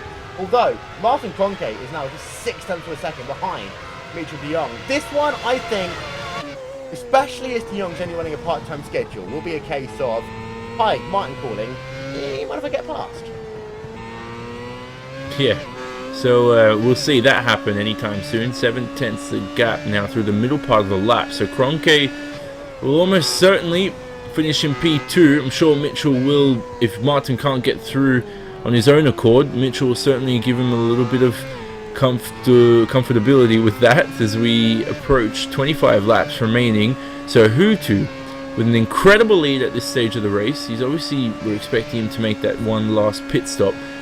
Kroenke needs to damage limit as much as he can, and the best way he can do that, if Hutu's going to win, he needs to finish second. Now next race, you're driving these remaining laps, is to really think in your head, you know, fire yourself up for the next 2 weeks. Find a source of motivation. Drive the last remaining 20 laps. Your teammates behind you. You're going to finish most likely in second. Just build yourself. Fire yourself up. Give yourself a reason to test for the rest of the season and fight your way past an incredible, historic sim racer of Gregor Hutu. Hopefully for Kroenke, if he can do that. Annex Racing's Jake Sergios is up 19 places in today's race. He's actually your biggest mover inside of your top 10. Jeremy Bootleap is up 15 places. We haven't actually talked much about Bootleap here today, but he's moved himself now inside of your top 10. Backham, another good run by him in that Radicals Online car. We'll talk about him in a moment's time, but Rachel, Sturgis, Annex Racing, we expected them to be strong. Now, they're not the third best team here anymore. I think that Backham of Radicals has moved that team back up into the third best. But Sturgis is strong, and he's giving it some beans right now. Andre Borcher, battle for team number 6 and 7. Yeah, indeed, and Matt Backham having a great run in the last couple of races, so Impressive to see the Radicals getting back towards the front, being talked about a lot. It was a bit of a quiet time for them, but that seems to be stopping now. And it's an awesome thing to see that happening. Right now, though, not many of them doing too well. And it's definitely Inex, as we thought, being that third best. Well, there we can see Jake Sturgis, Inex Racing. And we've also got, just behind Sebastian Joe, there you can see him in the Apex Racing UK car. Now Martin Cronke has core, but he's not been able to pass Mitchell de Jong. We are down below the last 25 laps of this event to go. So just having ourselves a look on board now with Martin Cronke heading himself onto the banking, down in towards turn 1. Johnny Simone takes through a lap on board with the driver in third place, which is Martin Cronke. Let's have him tuck into the slipstream first. There we go. Mitchell de Jong, he's heading past the start-finish straight, the very long Indianapolis straight. We know heading the opposite way to what the oval drivers head in. He's going towards turn 4, but now we're going to cut into the road course, the medium speed turn 1. The corners slow down progressively as you go through them to turn 2, throttle onto turn 3. Use as much curb on the outside here. Cronke does exactly that. Gain probably a tenth to de Jong in front just by using that extra meter of racetrack. And then the difficult turn 6, very hard to spot your braking point here as you jink right and find your line. And then once again, more medium speed corners. Anti-roll bar important at this racetrack for this round. Then onto this long turn 8. We spoke about it before. Sorry, this long straight on towards turn 8. We spoke about this corner before in the Formula 1 days being 2 hairpins. This time around in iRacing, 2 fast sweeping corners. Now how is he going to set up Mitchell de Jong across turn 11? This is one of the most important corners. The long run onto the banked couple of corners, the bank straight. And I think Martin Cronke is going to pass Mitchell de Jong here. Yep, let's have a look then. We stay all on board then with Martin Cronke. Down he comes, in towards turn 1, to the inside. Will go Martin Cronke, and he's going to move himself there. Past his American teammate, the Red Bull motocross driver of Mitchell de Jong. Cronke, been speed number 2, and of course, Johnny, you saw the race last time out between these two drivers. It was incredible. A lot of respect though between these two kind of sim sports drivers. Oh, and not only do they have to respect each other because they're teammates, but they are incredibly gifted talents, and they are incredibly gifted on the racetrack in terms of respect as well, and even the way they present themselves off the racetrack. Incredible stuff from both of them. Gregor Hutu has made himself his second pit stop, Rachel, but still 10 seconds ahead of Martin Cronke. The gap was 43 seconds, came down to 10, but Hutu now, fresh set of boots, is outlapped a 1 minute 15.864. Keeping an eye out to see what he will do the next time he crosses the start-finish line, but Hutu seems to be unstoppable here today at Indy. Yeah, we thought it could be closer at the start, but Hutu has just proven dominant.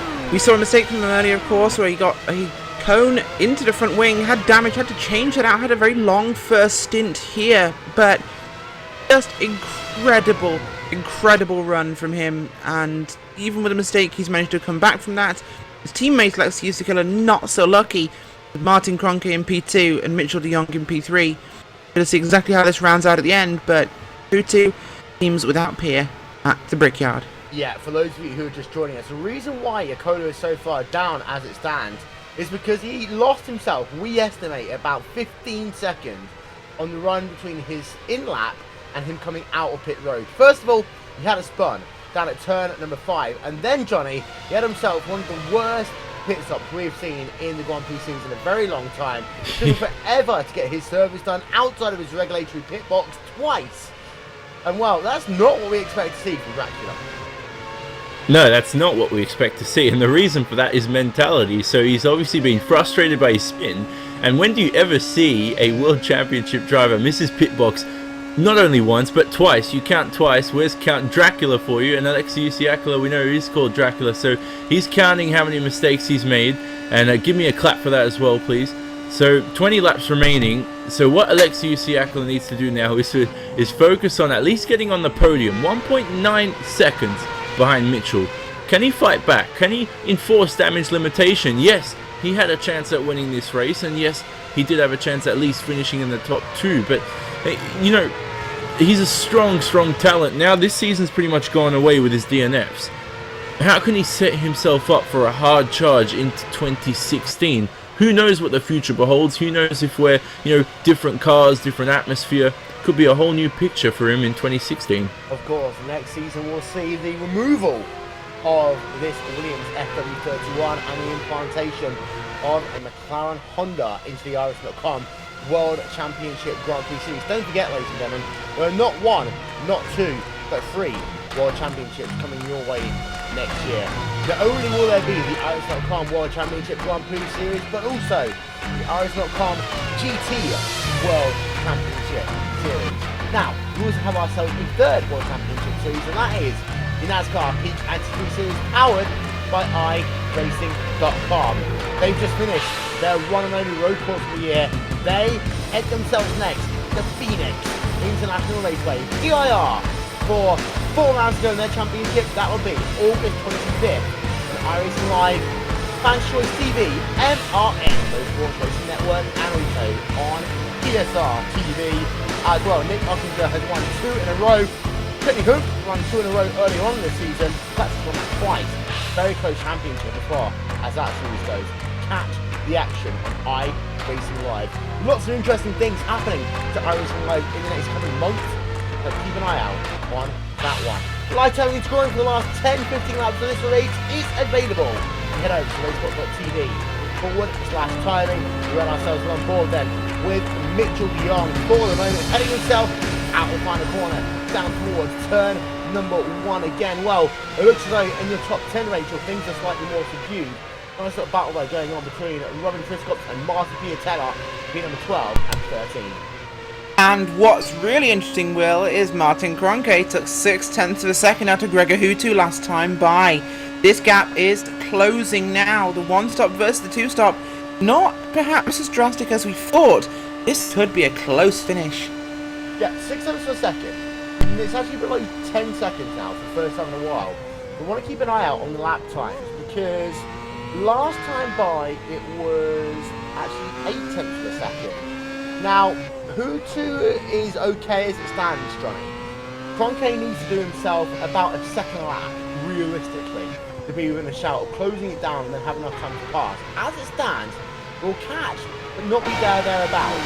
Hutu has had himself a little bit of traffic like last lap, ironically, behind the SimSports driver. Yeah, so someone got really close to Hutu in the slipstream. They've obviously backed off. But yeah, traffic's going to play a key. It happened last round at Okayama, so now at Indianapolis it shouldn't play any less of a factor. But he'd have to gamble on at least a mistake or some sort of bizarre situation, Martin Cronke. Apart from that, though, it could be a stressful finish, but he's even losing a little bit more time now as Hutu has a clear track ahead. Yeah, last time by, it was 3 tenths of a second faster for Cronke, but then Cronke started getting himself into a little bit of traffic. Now, there you can see a clear traffic ahead. Well, straight away, Rachel, but then after that, this is a bit like Road Atlanta. If you get yourself caught up at this section of the racetrack, you'll lose yourself 2 seconds, even if blue flag rules are in operation on this track. Yeah, certainly. It's so tight, and there's a very restricted line through that section of the racetrack, so drivers are pretty much stuck in position when they're there until they get through to either the Holman straightaway or the main straight. Down towards the final corner then. 13 laps of this event to go. Cronke in P number 2, past the start finish line, has done himself a 107.1. Slow there, Johnny. He's lost himself a second over Hutu that last lap. Yeah, he has, and well, as we spoke about, a bit of traffic as well, not the cleanest of laps, so effectively at this stage I think Hutu's pretty much wrapping the present for that trophy from Indianapolis. He's going to pack it in his bag soon. He's got one hand on the trophy. I had to say that because it's so cliched, but for Hutu now, he's going to extend that lead now to serious moments. He's going to extend his championship lead to more than a race at this rate. So, I mean, we know Cronke last round brought it down to 49 points. Now for Hutu, can really give himself that extra buffer if he needs it with that DNF. Martin Piatella closing up to the rear of Robin Triscott's gap. Half a second. P number 12 and 13 as it stands. Now, on the exit of turn number 7, we work ourselves on board with Martin Piatella. They work themselves down in towards turn number 8. Grand SimSports, Martin Piatella versus INX Racing, Robin Triscott to Rachel. These two are about as close as it comes on the racetrack right now. Yeah, they are, and it's going to be a close one for the finish here. Those guys on top of each other, it could go either way, and we've seen how easy it is to pass in the start-finish straight area on that oval part of the race course here. So guys have to be really, really careful with that one and make sure they can actually take the position when they need to. It's one thing to pass when you can, another thing to pass at the right time.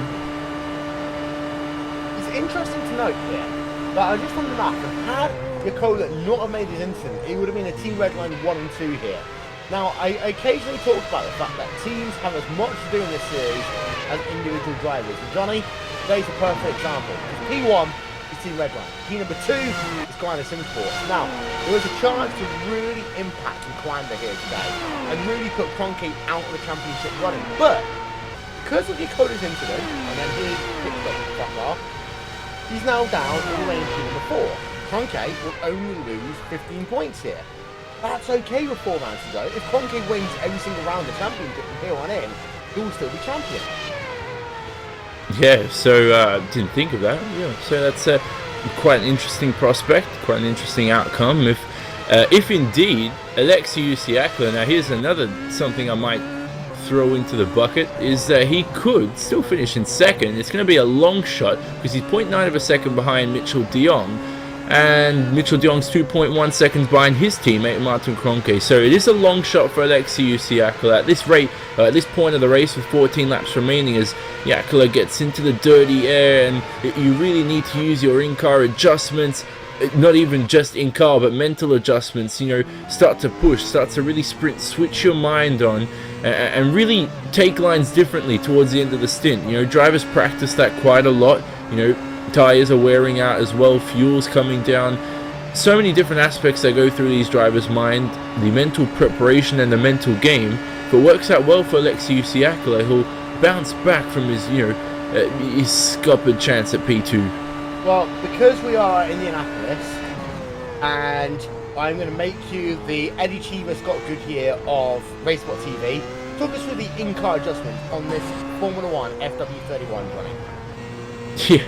Well, you do have, as Alexei Usiakla has quite a moment there. There's certainly diff adjustments, certainly other weight and ballast adjustments you can make as well. All certainly depends on how you like to use them and how serious you are as well. By the way, I don't know if you're catching this, but Alexei Usiakla is drifting pretty much every corner right now. Look again on the exit, he is pushing. Those tires will get heated up. But yeah, in-car adjustments in terms of, as fuel runs down, tires wear out. If you're starting to miss apexes, you really need that mid-corner diff to loosen up a little bit to start hitting them.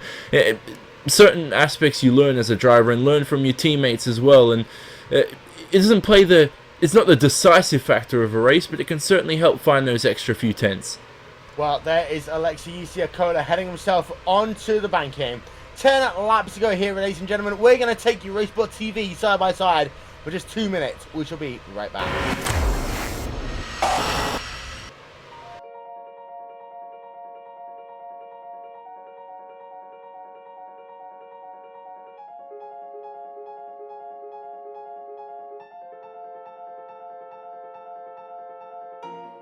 For iRacing to get Le Mans is huge. I mean, this is a unique event, a unique track where, half of the track is public road, so you can never test on it, you never get experience on it, and it's 8 miles in length, 4-minute lap time in a GT car. So, even if you're here for an hour of testing, that's only 15 laps, and you're only going to see the corner 15 times that day.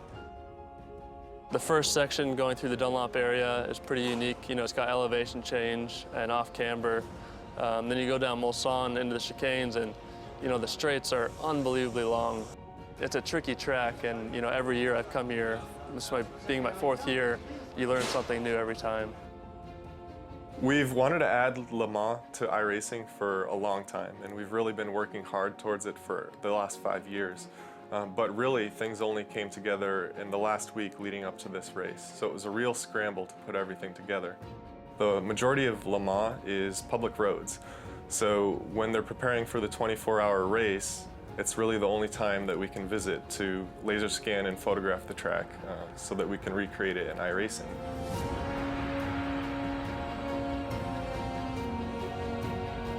We work closely with the ACO to get essentially exclusive access to the facility. and everything that we needed to get the laser scanning and photographic reference that we need to create the track. We were very fortunate to be at Le Mans at the most important time of the year and gain that experience of being there. And we're going to really do the best we can to put that into our work and making sure that the Le Mans in iRacing is the best Le Mans, the most exciting and accurate recreation of the track possible.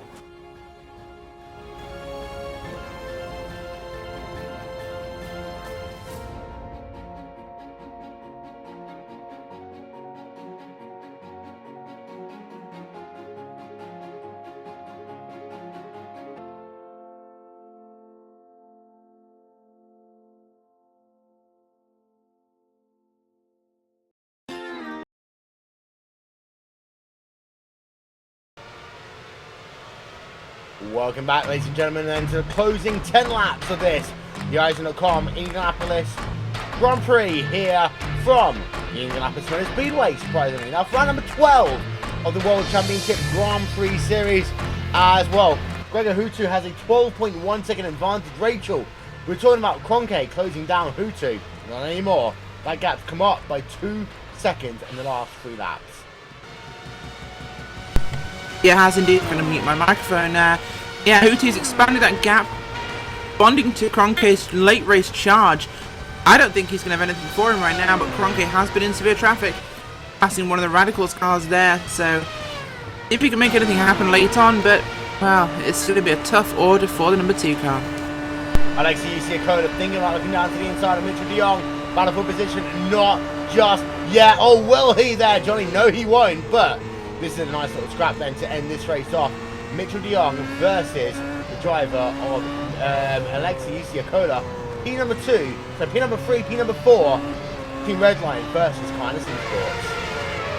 Yeah, and tell you what, Alexi right now, if you can get past de Jong, he's only lost over the past few laps while battling with Mitchell only a few tenths. So if he can get past de Jong early over these remaining laps of the race, could he also have a shot at Martin Kroenke? He certainly has the pace.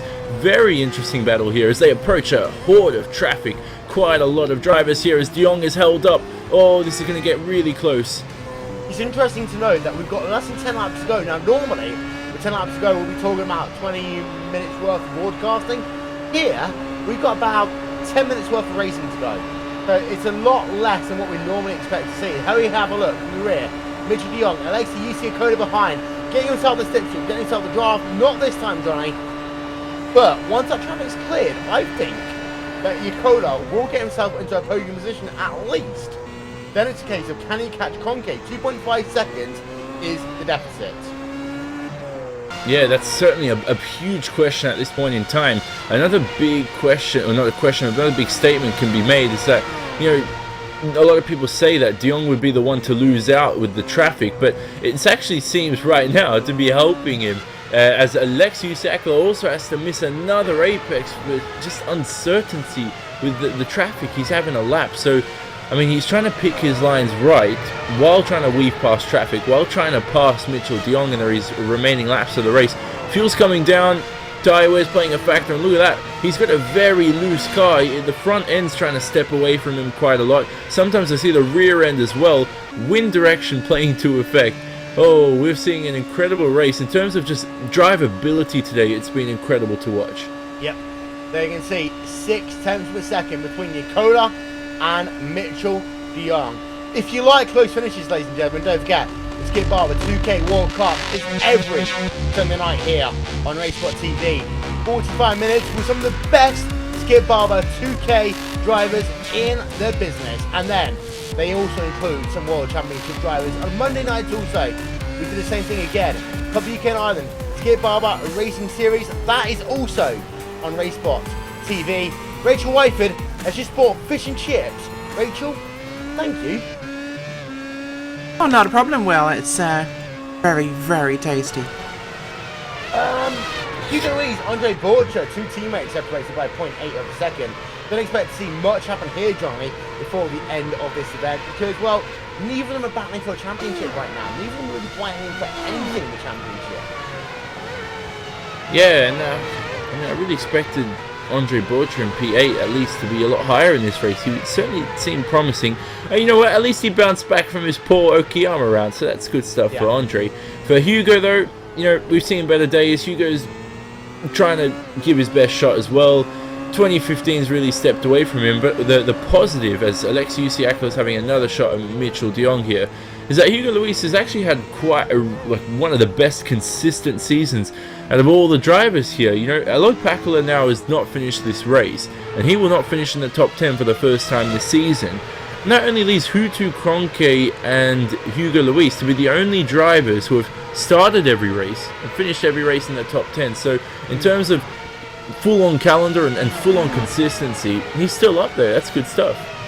Now, we just saw the driver of Alex Simpson being passed by Richard Avery. So two British drivers in the 44 Friction Racing car, or Richard Avery moving himself past in the 14 Apex Racing UK car of Alex Simpson. Nicola, 0.4 of a second behind de Jong. They come onto the banking once again. Will it be the chance for Nicola to move himself past? Well, this is as close as he's been, but he can't get the run just yet. Down towards turn 1, this is going to be it actually. Potentially, yes, Nicola will look himself down to the inside. Nicola will move himself up into third place and a podium finish for the time being for Alexei Nicola, Rachel. Nice pass there from Alexei, just clean, precise. Saw an IndyCar classic draft break there from Mitchell de Jong, which didn't quite work, but well, he had to try. Probably should have done that a couple of hundred meters earlier. It might have had a difference, but now easy pass there by Nicola. He was in a prime position to take advantage, and it just shows how defenseless the driver being passed is on this straightaway.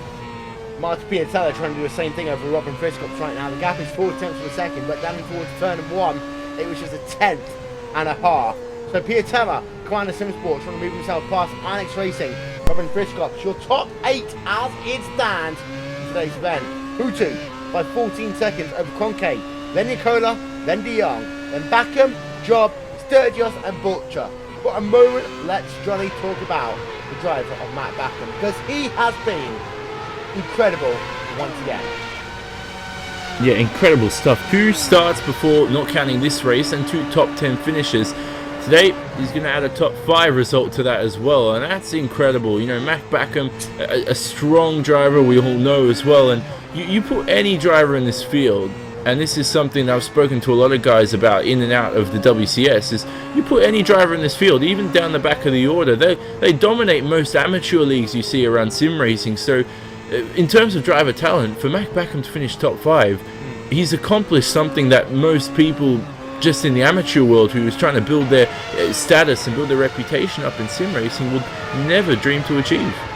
Also, John, Matt Backham is a driver who we expect to see running double duty next year in the World Championship Grand Prix Series and also in the World Championship GT Series.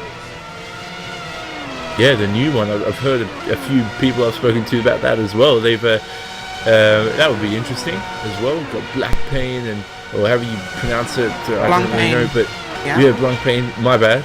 Yeah, but that's really nice to see iRacing getting involved, and I always speak about it, not criticize, but try to encourage. You know, a bit of well, that was a hairy moment with a back marker for Matt Backham, but encourage, you know, exposure and talking about that competition winner for a video game of $6.6 million. Money or not, sim racing's fun, and getting more of the real racing teams involved just brings more exhilaration to this digital world. Well, we know there's a link, of course, between Max Verstappen and Team Redline, so it's a great thing we're starting to see. And you're right, you know, that Dota champion winning $6 million isn't a new thing. We see League of Legends and Dota 2 bringing in multi-million pound prize funds. We have a car on the track. Oh my god, big incident. Oh, nearly contact there between the Inex machine and Marty Piatella on the racetrack. Have to get a replay of that for you. Really slow on the track. That was the car of... I'm trying to find out if he's got his number showing. He doesn't. 17 car of Yoni Tamala. Big near crash. That'd be a teammate actually. So Yoni Tamala, of course, is a teammate behind the Singapore driver of Marty Piatella.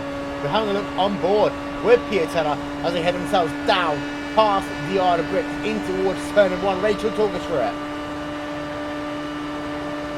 Yeah, that car it had a bit of a moment. He lost the car and was halfway across the track when the other guys approached him, so he just stepped out in what is essentially, you got first corner, second, third, fourth, and this is the fifth, the carousel corner here at Indianapolis. Leads onto the Holman straight away. Backhead steps out as the car corners, which is wide, goes sideways, stops, and things were letting traffic through and nearly squashes him as he tries to get back on. Yeah, there you can see the Onyx Racing driver. Oh, look how close that one was. Marty Piatella's so lucky to get through that one. But we are, ladies and gentlemen, heading ourselves into the final lap or so of this event. Well, we're on to the white flag lap. There is one more lap to go. Here is Gregor Hutu. Here he comes through turn number 4 and 5 for the final time.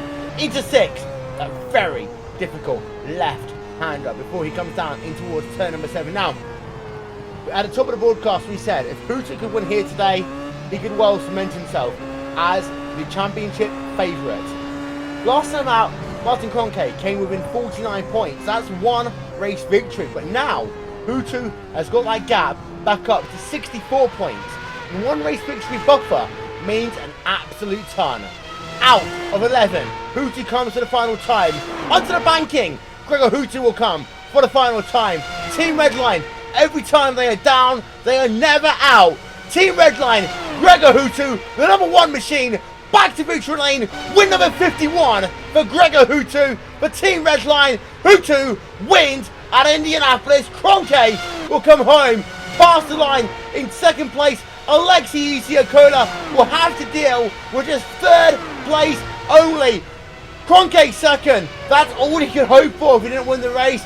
Yakola 3rd, Mitchell de Jong rounds out your top 4, but Hutu, once again, is a winner here today, Johnny. Incredible stuff, dominance once again, and you've seen it here, right? If you ask anyone, where have you seen dominance? You've seen it right here today. Gregor Hutu, incredible stuff. Luis and Bocha, though, battling on this final lap. I think Hugo Luis is really close to his teammate here, but they've crossed the line. Nevertheless, they finish in 8th and 9th respectively. Hugo, though, has got a bit of front wing damage, but lights the flag. Great victory for Mr. Gregor Hutu. Yeah, we're going to get ourselves a replay of that one because there might have been something that happened with Andre Bocha and Hugo Luis. It's showing that Luis lost position on the final corner of the final lap. But that's what happens at Indianapolis. This is down the Holman straightaway, down in towards that infield, difficult complex there. Down at turns over 8, 9, 10, 11. Here we are through 10. Now into 11 before we come on towards turn 12. Turn 11, most difficult corner on the racetrack. There you can see Hugo Luis. We'll just zoom in. There you can see him there, trying to get himself past Andre Bocha. Last corner of the last lap of the race. But Hugo Luis, nothing he can do there over his own teammate. And of course, these two, well, a tenth of a second were all said and done. The ironic thing is, Rachel, in IndyCar racing, a tenth of a second is nothing. Just ask for Marco Andretti. Yeah, it is indeed, and well, wasn't quite the finish we expect from an Indy 500, but it was an incredible finish nonetheless, and Hutu remains dominant as always. But Martin Kroenke, he's still there, he's not going away yet. Anything could happen in the next few rounds. It's looking safe, but it won't be until it's complete. 4 rounds remaining in the championship. 64 points is the gap between Gregor Hutu and Martin Kroenke as this race finishes. That is the headline from today. Let's run yourself though through your final race results from this round number 12 of the iRacing.com World Championship Grand Prix Series.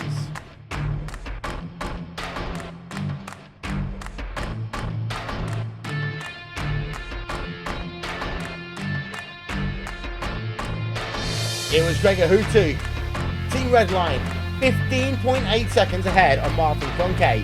Past the line, Hutu on a 2-stopper, won convincingly from Kiwanis Sim Sports. It was literally Redline Kawanda, as Yakola is in 3rd, and then de Jong rounds out your top 4.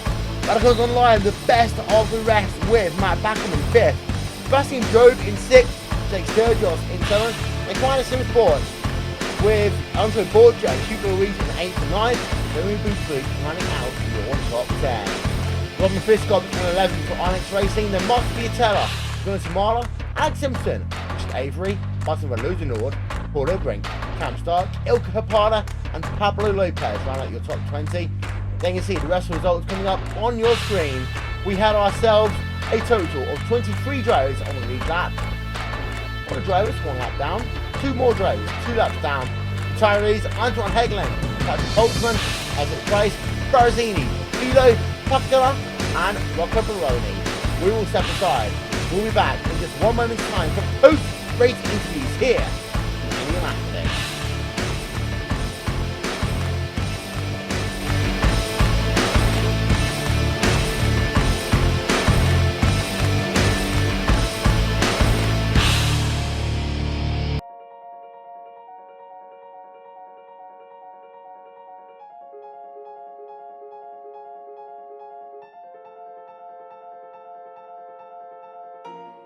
For iRacing to get Le Mans is huge. I mean, this is a unique event, a unique track where, you know, half of the track is public road, so you can never test on it, you never get experience on it, and it's 8 miles in length, 4-minute lap time in a GT car. So, you know, even if you're here for an hour of testing, that's only 15 laps, and you're only going to see the corner 15 times that day.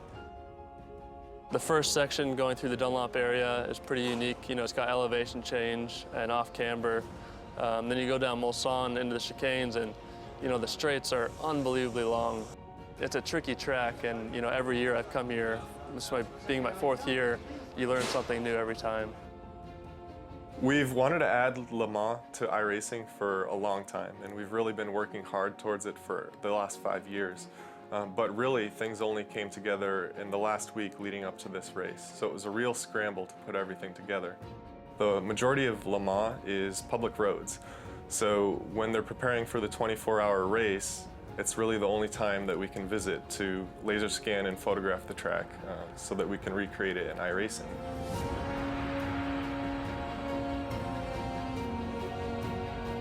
We work closely with the ACO to get essentially exclusive access to the facility and everything that we needed to get the laser scanning and photographic reference that we need to create the track. We were very fortunate to be at Le Mans at the most important time of the year and gain that experience of being there. And we're going to really do the best we can to put that into our work and making sure that the Le Mans in iRacing is the best Le Mans, the most exciting and accurate recreation of the track possible.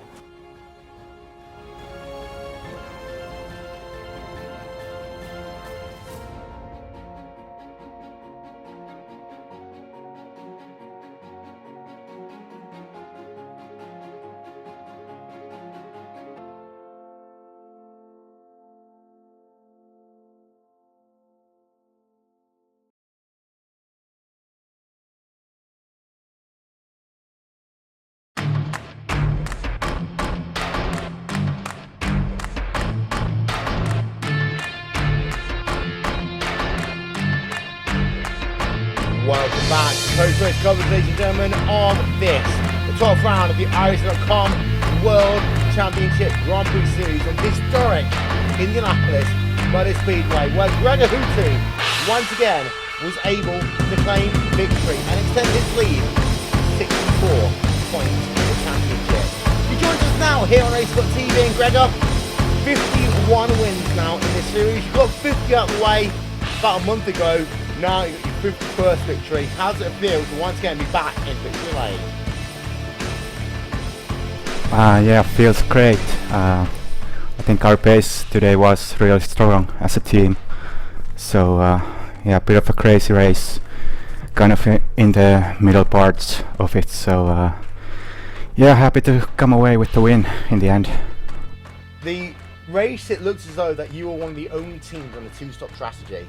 Everyone else was going on a one-stopper. How worried were you at the start of the race that you weren't able to get the gap up?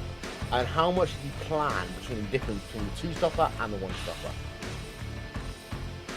I was going with 2 stops right from when I got pole, so that wasn't a question of deciding between those 2 strategies. But actually the first stint was really good.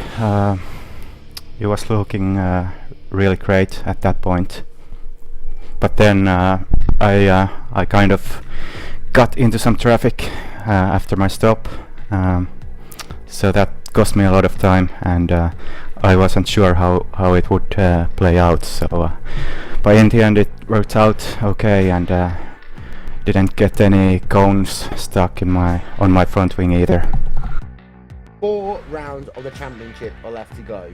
We go back to Spa next time out, which is a track that you've traditionally done well on. But we enter the back end of the season once again. How glad do you think that you can be now with another victory in your belt, as you're 64 points now ahead in the championship with just 200 points left to play for? Well, the end of last season kind of showed that even 100 points might not be enough, so yeah, just have to take it one race at a time. And yeah, Spa is a great track, always produces a great race as well, so yeah, that should be a fun one, and we'll see what the weather is like there. So today in qualifying it was really tough, but yeah, let's see. Well, before we let you go, any words in finish for your Finnish fans? Joo, aika hyvä kisa oli tänään, että siinä keskivaiheella aika tiukka vääntö oli muutama kuskin kanssa, ja mutta ei muuten ihan hyvä kisa, ja Ollilla oli huono tuuri, vissiin en ole varma mitä siinä kävi, mutta Aleksilla oli kans hyvä kisa, onnittelut sinne, ja ei tässä muuta, seuraavaksi Spaahan. Kiitti. Thank you very much. Ladies and gentlemen, Gregor Hutu, his 51st win in the iWCGPS World Championship Grand Prix Series. Now, Johnny, I'm going to play comparisons. Alain Prost on 51 wins in his real-life Grand Prix history. Well, Alain Prost, the professor, Alain Prost, sorry, yeah, I'm getting mixed up. He is incredible, and Hutu, we're speaking to another legend of the sport as well right here. So I mean, we really have to take advantage and be grateful of these moments where we see, you know, dominance at display. And in terms of the future, who are the future stars who are going to come up? That's another question. We see some driving out here today. We're going to see some pop out in the future, even at the Pro Series at the end of the year. It's going to be interesting to see how sim racing and the iRacing WCS evolves into the future as well, past Gregor Hutu era. Well, the Fanatec OKO Team Redline car of Gregor Hutu came home in first. Another Fanatec OKO Team Redline car came home in third place. That was iWCGPS Dracula. He stood by with Rachel Whiteford. He is indeed, and yeah, iWCGPS. Currently have your Team Redline technical guys scouring those regulations to find out if drop tanks are legal for next round, so you don't have to pit. Tell us about your race and what happened on pit road. Hello everybody. Well, qualifying was really bad, and well, actually I did really good laps, but the weather was against me because I did my laps on the start on the qualifying, so the weather got better and I had no chance to top 10 in the qualifying, so I started from P12. Well, start was pretty good. I got 2 positions straight away, and after that it was I don't know what it was. Car was just flying. I had no idea what was happening, and Ollie was shouting to me that, man, you're going so fast, and well, that was pretty much the first stint. I catched those Coanda guys, and I think they thought that I was in a 2-stop strategy, so they let me by pretty easily. That was good for me because I didn't have to pass. And then I just were hot lapping, and I thought that now I need to pit. Well, I have 1 lap fuel left, so I do 1 lap, and then I got some I did mistake on the first sector and I spun, and I lost like 8 seconds there, so that was kind of a bad thing. Well, then I went to the pit lane, and then I overshoot the pit, and then I put the reverse on, and then I reversed too much, and the car was still not on the pit box, so I lost there like 5-6 seconds more. So well, it would have been amazing to win the race from P12. It was possible today. I think it's more of a achievement though that you come home with a podium here today, P3, having missed your pit box twice, had to reverse on pit road and spun the car, and you were still on the podium, which is an incredible achievement, Alexei. And Anything words you'd like to say for your sponsors, English or Finnish? Well, thanks to Fanatec for great support. I have found so much more pace and stability with this wheel and this gear, and great support from the team of actually Gregor and everybody have give me great setups and help to improve, and thanks to Okeo also. Ja joo, kisahan meni tänään silleen aika nätisti, että aika jo meni ihan päin jotain. Ja sitten sen jälkeen lähdettiin vähän raskaammalla autolla, eli lähdettiin vain yhdellä stopilla ja sitten auto kulkikin aivan älyttömästi ja sitten periaatteessa nousin siinä kärkeen ja spinnasin ja menetin siinä joku 7 sekuntia sitten ja sen jälkeen sitten varikolla söhölsin ja hävitin siellä varmaan 5 tai 6 sekuntia lisää, joten voitto oli tänään mahdollisuus, vaikka lähtöpaikka olikin noin huono. Eli vauhtia oli tänään, mutta näköjään voisi sanoa niin, että kun antaa pojalle liian kovat lelut, niin ei ne pysy lapasessa. Eli kiitoksia kaikille ja taustajoukoille ja myös perheelle, joka luultavasti on siellä katsomassa kisaa, joten terveisiä sinne, pistäkää sauna päälle, mä oon siellä tunnin päästä. Thank you. Thank you, Lexi, and of course he comes home in P3 today. Started P12 on the grid, of course.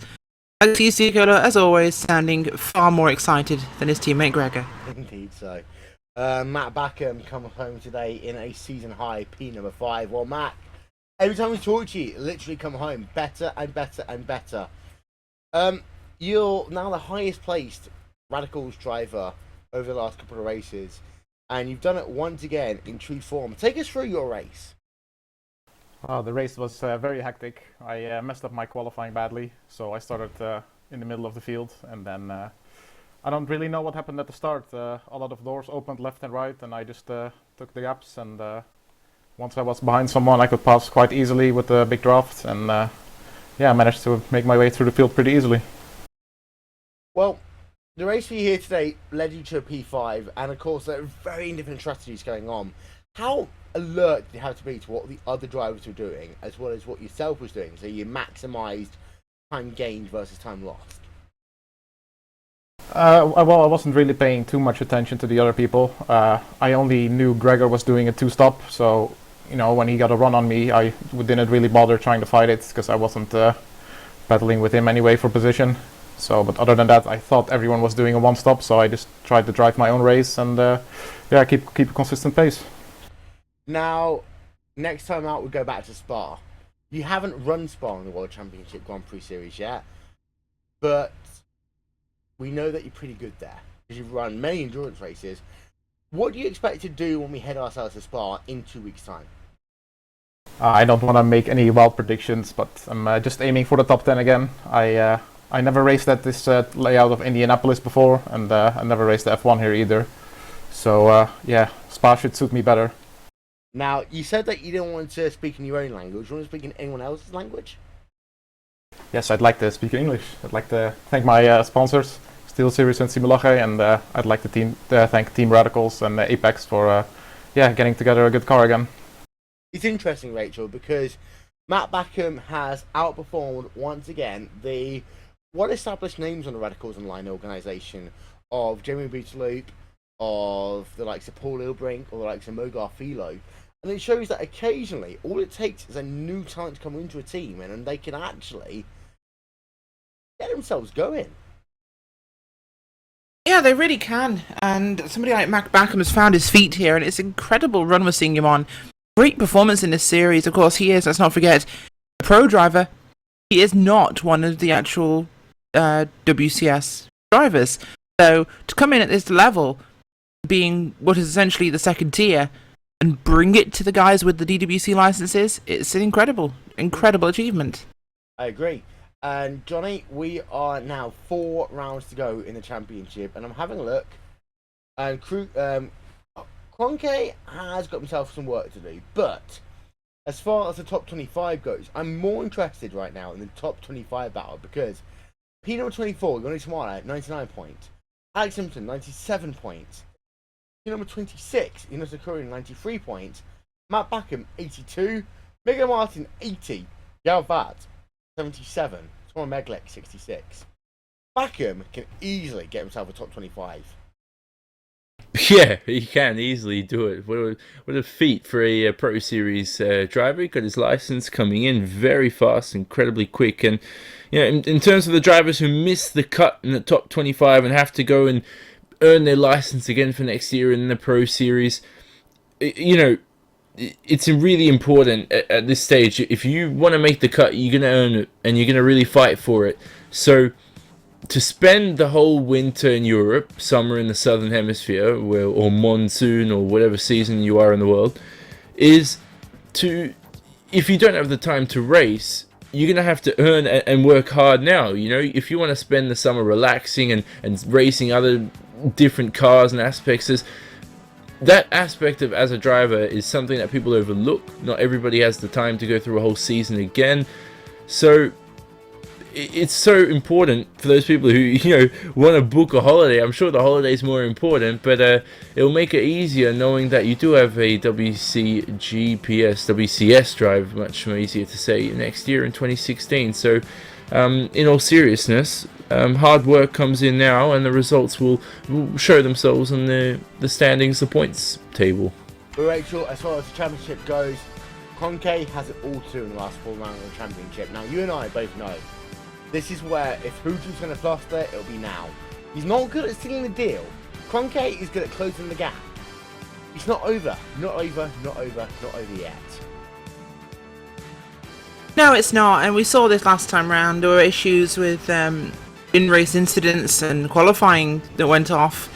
So it's not beyond Gregor to stumble before the final hurdle.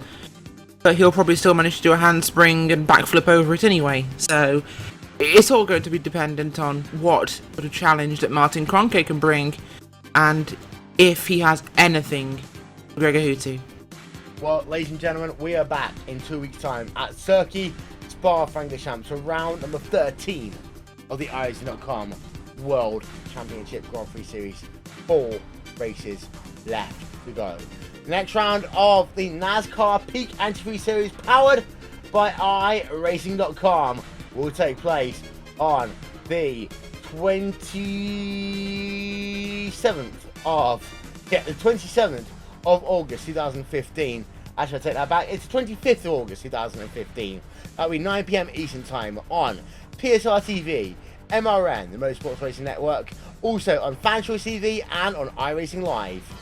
As this is the 12th round of the iRacing.com World Championship Grand Prix Series, ladies and gentlemen, in the books here from the greatest racetrack in the world, the Indianapolis Motor Speedway.